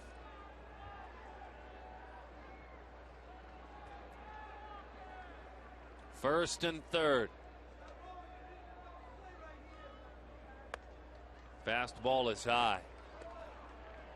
Your job in this situation as the closer is to get those 3 outs. You are more than willing to trade runners for outs at this point. Get yourself a force out, even 2 outs on a ground ball. You'll give that run up. Absolutely. You'll take a fly out, a ground out, anything.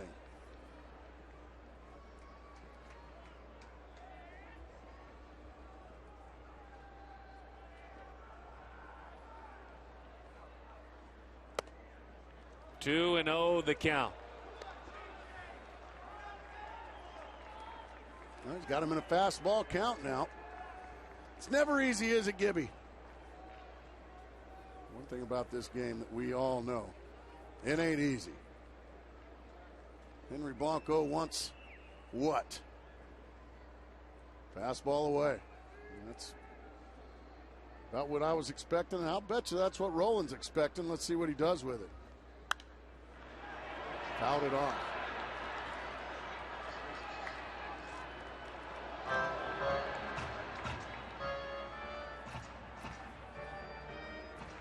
Outfield for the Diamondbacks, deep, no doubles defense, they like to call it, nearly on the warning track, so a lot of room to dump one in and extend the rally.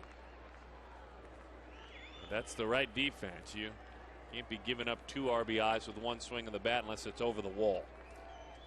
Fastball away again. Let's see if Putz can get it where he needs to. He got it there. He fouled it straight back. That was a good rip. 2-2. Veteran on veteran. That one kind of went to right down the middle. So Putz gets away with that one.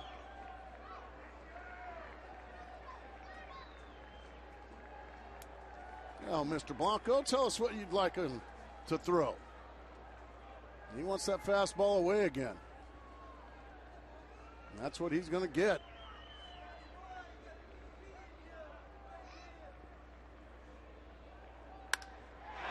Belted into right center field. Young on the move. He's got it. You said that you'd take a fly ball, Gracie, as that run will score now. But that fly ball nearly plated a couple of runs. That's exactly right. But Chris Young, who what is a play, well on his way to becoming a Gold Glover. Putz doesn't get the ball away. It's hit hard by Rowland, but a great play by Chris Young for the first out. Yes, it's a sac fly, but it's still a 2-run ball game here. And a huge first out and a great play by Chris Young. Johnny Gomes, a devastating blow earlier in this ball game. A 2-run homer to left in the 7th. Beautiful fastball for strike one. And the double play is still in order here. Huge play by Chris Young.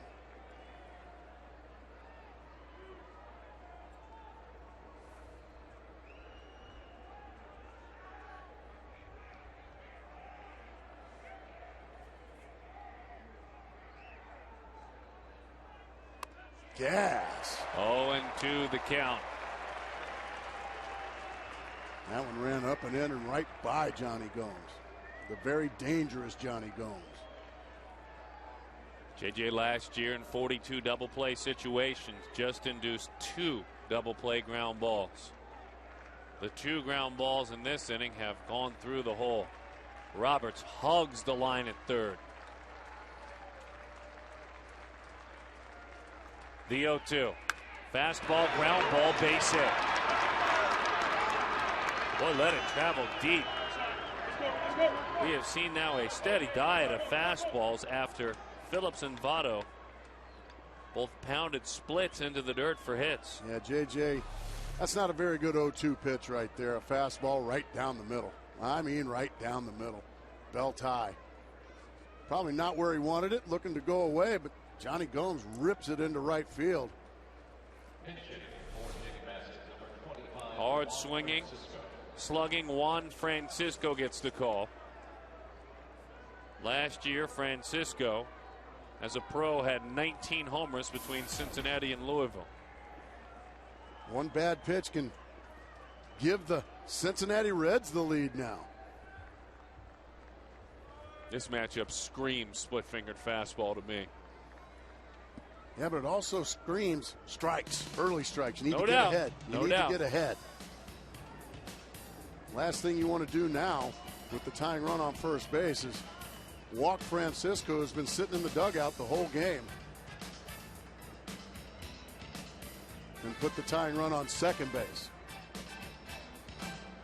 But he's looking for one pitch in one spot, and we've seen him. He's got one of the more violent swings in all of baseball. Does Francisco. Had a huge winner, hitting .322 in winter ball with 8 homers in 30 games, 39 games. Fastball away. Split-fingered fastball. The Or was that the out. slider? Was that the slider or the split? I couldn't tell. That was a split. Boy, that was a thing of beauty. And he was turning the fan on, wasn't he, with that swing? Violent swing. Wow. 0-1 the count.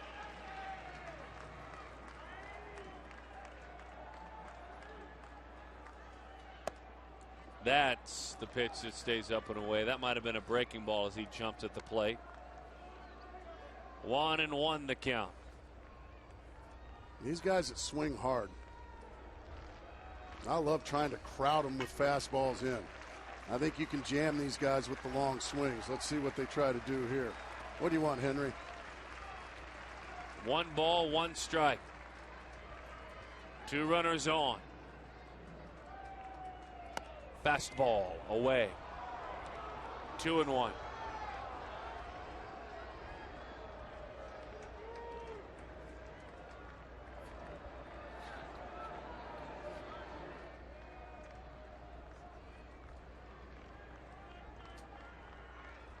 .60 appearances last year for Putz, a 2.83 ERA as the setup man for the Chicago White Sox.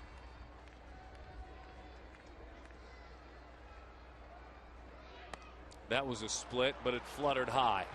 Split-fingered fastball, 3-1.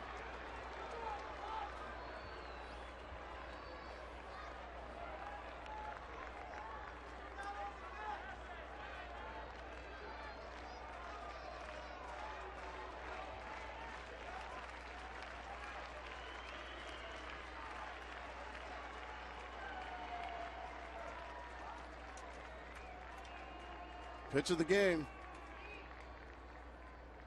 The 3-1 fastball beat him. Big rip from Francisco. Pretty well placed there by Putz. He threw him the fastball because he had to. He had to throw him the fastball, but he really located that one well.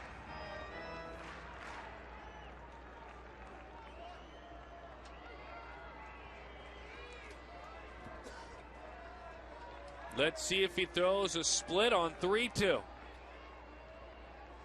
Here it comes. Fastball. Got it. I'm thinking Francisco was looking for a split-fingered fastball as well. Blew him away. Yeah, this is the 3-1 fastball. He beats him there. Now he really beats him with the gas right down Broadway and right by Francisco. Well, what a comeback that was from 3-1, but we got another big old hitter in Jay Bruce to deal with here with 2 outs. Let's see what JJ can do. Very dangerous hitter in Bruce.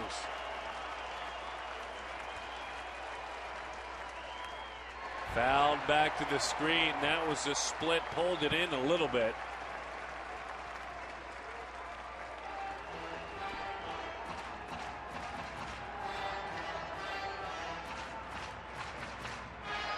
This is career appearance for Putz, number 400 as Baker looks on.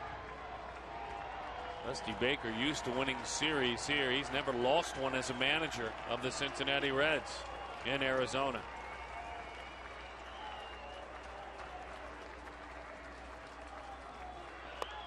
Split-fingered fastball again. It's high.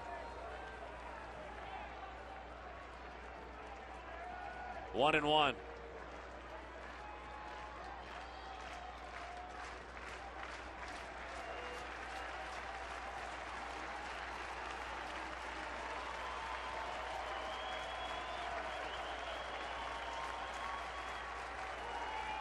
Fastball, 1-2 the count. 95 miles an hour with that one. That was by far the best fastball that Putz has thrown this year.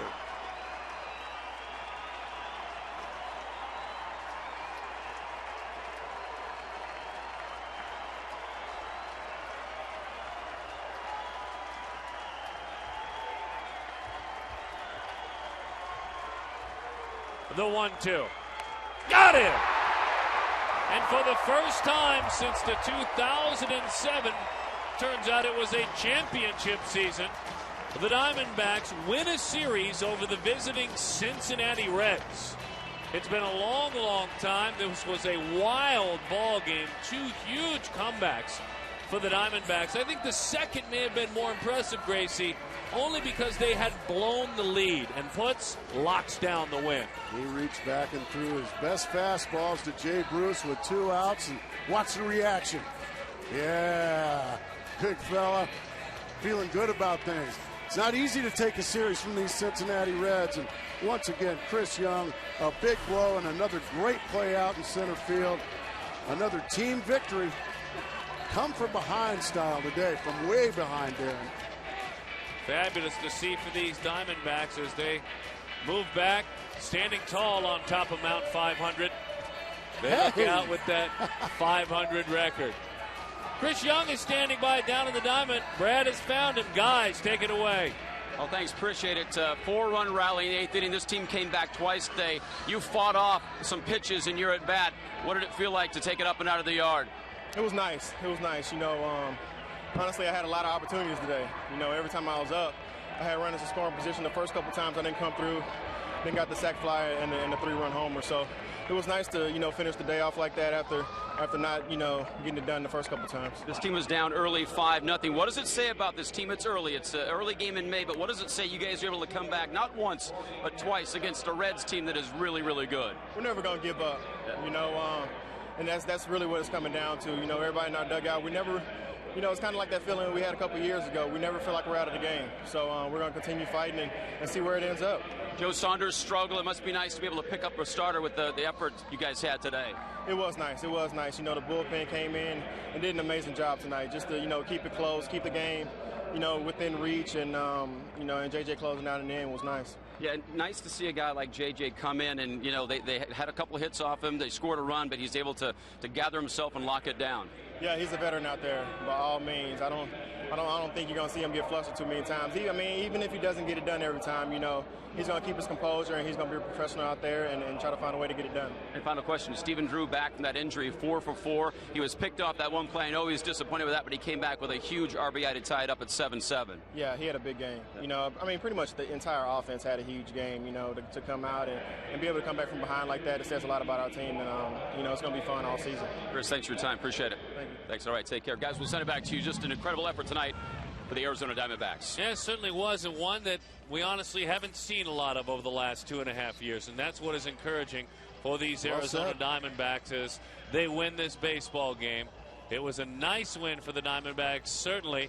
And let's get it on back down to J.J. Putz, who locked it down. Brad has found him. Guys? The closer, the first 2 appearances, like clockwork. This was a little bit different situation. That's a heck of a lineup you faced there. Kind of take us through, give up some of the run and a couple of base hits, but we're able to come back and lock it down. Yeah, I felt like I threw the ball good to those first couple hitters. Got some ground balls. They just found holes. That's a tough lineup over there. And, credit our hitters today. They just kept battling and battling. And, we got some great relief. I know Aaron gave up a big home run, but he threw the ball outstanding today, I thought. And, those guys just keep battling. Juan Francisco, the 3-1 count. What'd you throw him there that he fouled off? I had to challenge him right there. So I threw him a fastball, 2-seamer away. He fouled it off, and then I was able to get him with another fastball. And then, take us through that, because that was probably your most overpowering pitch that we've seen so far this season. It was just in a good location, and I made a big pitch when I needed to, and fortunately we got out of it. You've been on some decent teams. What does it say about this club? Again, it's early in April that they were able to come back not once but twice against a Reds team that's picked to maybe win it all. Sure. Like I said, these guys have been battling all season, and this is the type of team that we feel like we are. Like Gibby wants us to be, a team that's never going to give up, going to just keep going out there, grinding out every at bat, grinding out every pitch we make, and fortunately we were able to come out with a victory here. These are the kind of wins that you store. Look back later part of the season and realize you can come back against good teams. Absolutely. They got a good pitching staff over there.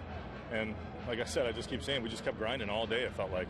JJ, appreciate your time. Thanks for sticking around. Guys, we'll send it back to you. Yeah, you say it's an early game in April, but these are the things you store in that memory bank that are going to come in handy in the National League West down the line. Great stuff, Brad, down on the diamond. Great stuff for these Diamondbacks. Again, trying to turn over a new leaf. We would not have witnessed this regularly over the last 2.5 years. Slowly but surely rebuilding the right way to play baseball. Don't forget Albert Pujols and the Cardinals coming to town. Stay tuned now for college softball. Fresno State and New Mexico State. Log on to FoxSportsArizona.com. Mark, Brad, Darren, our entire production crew.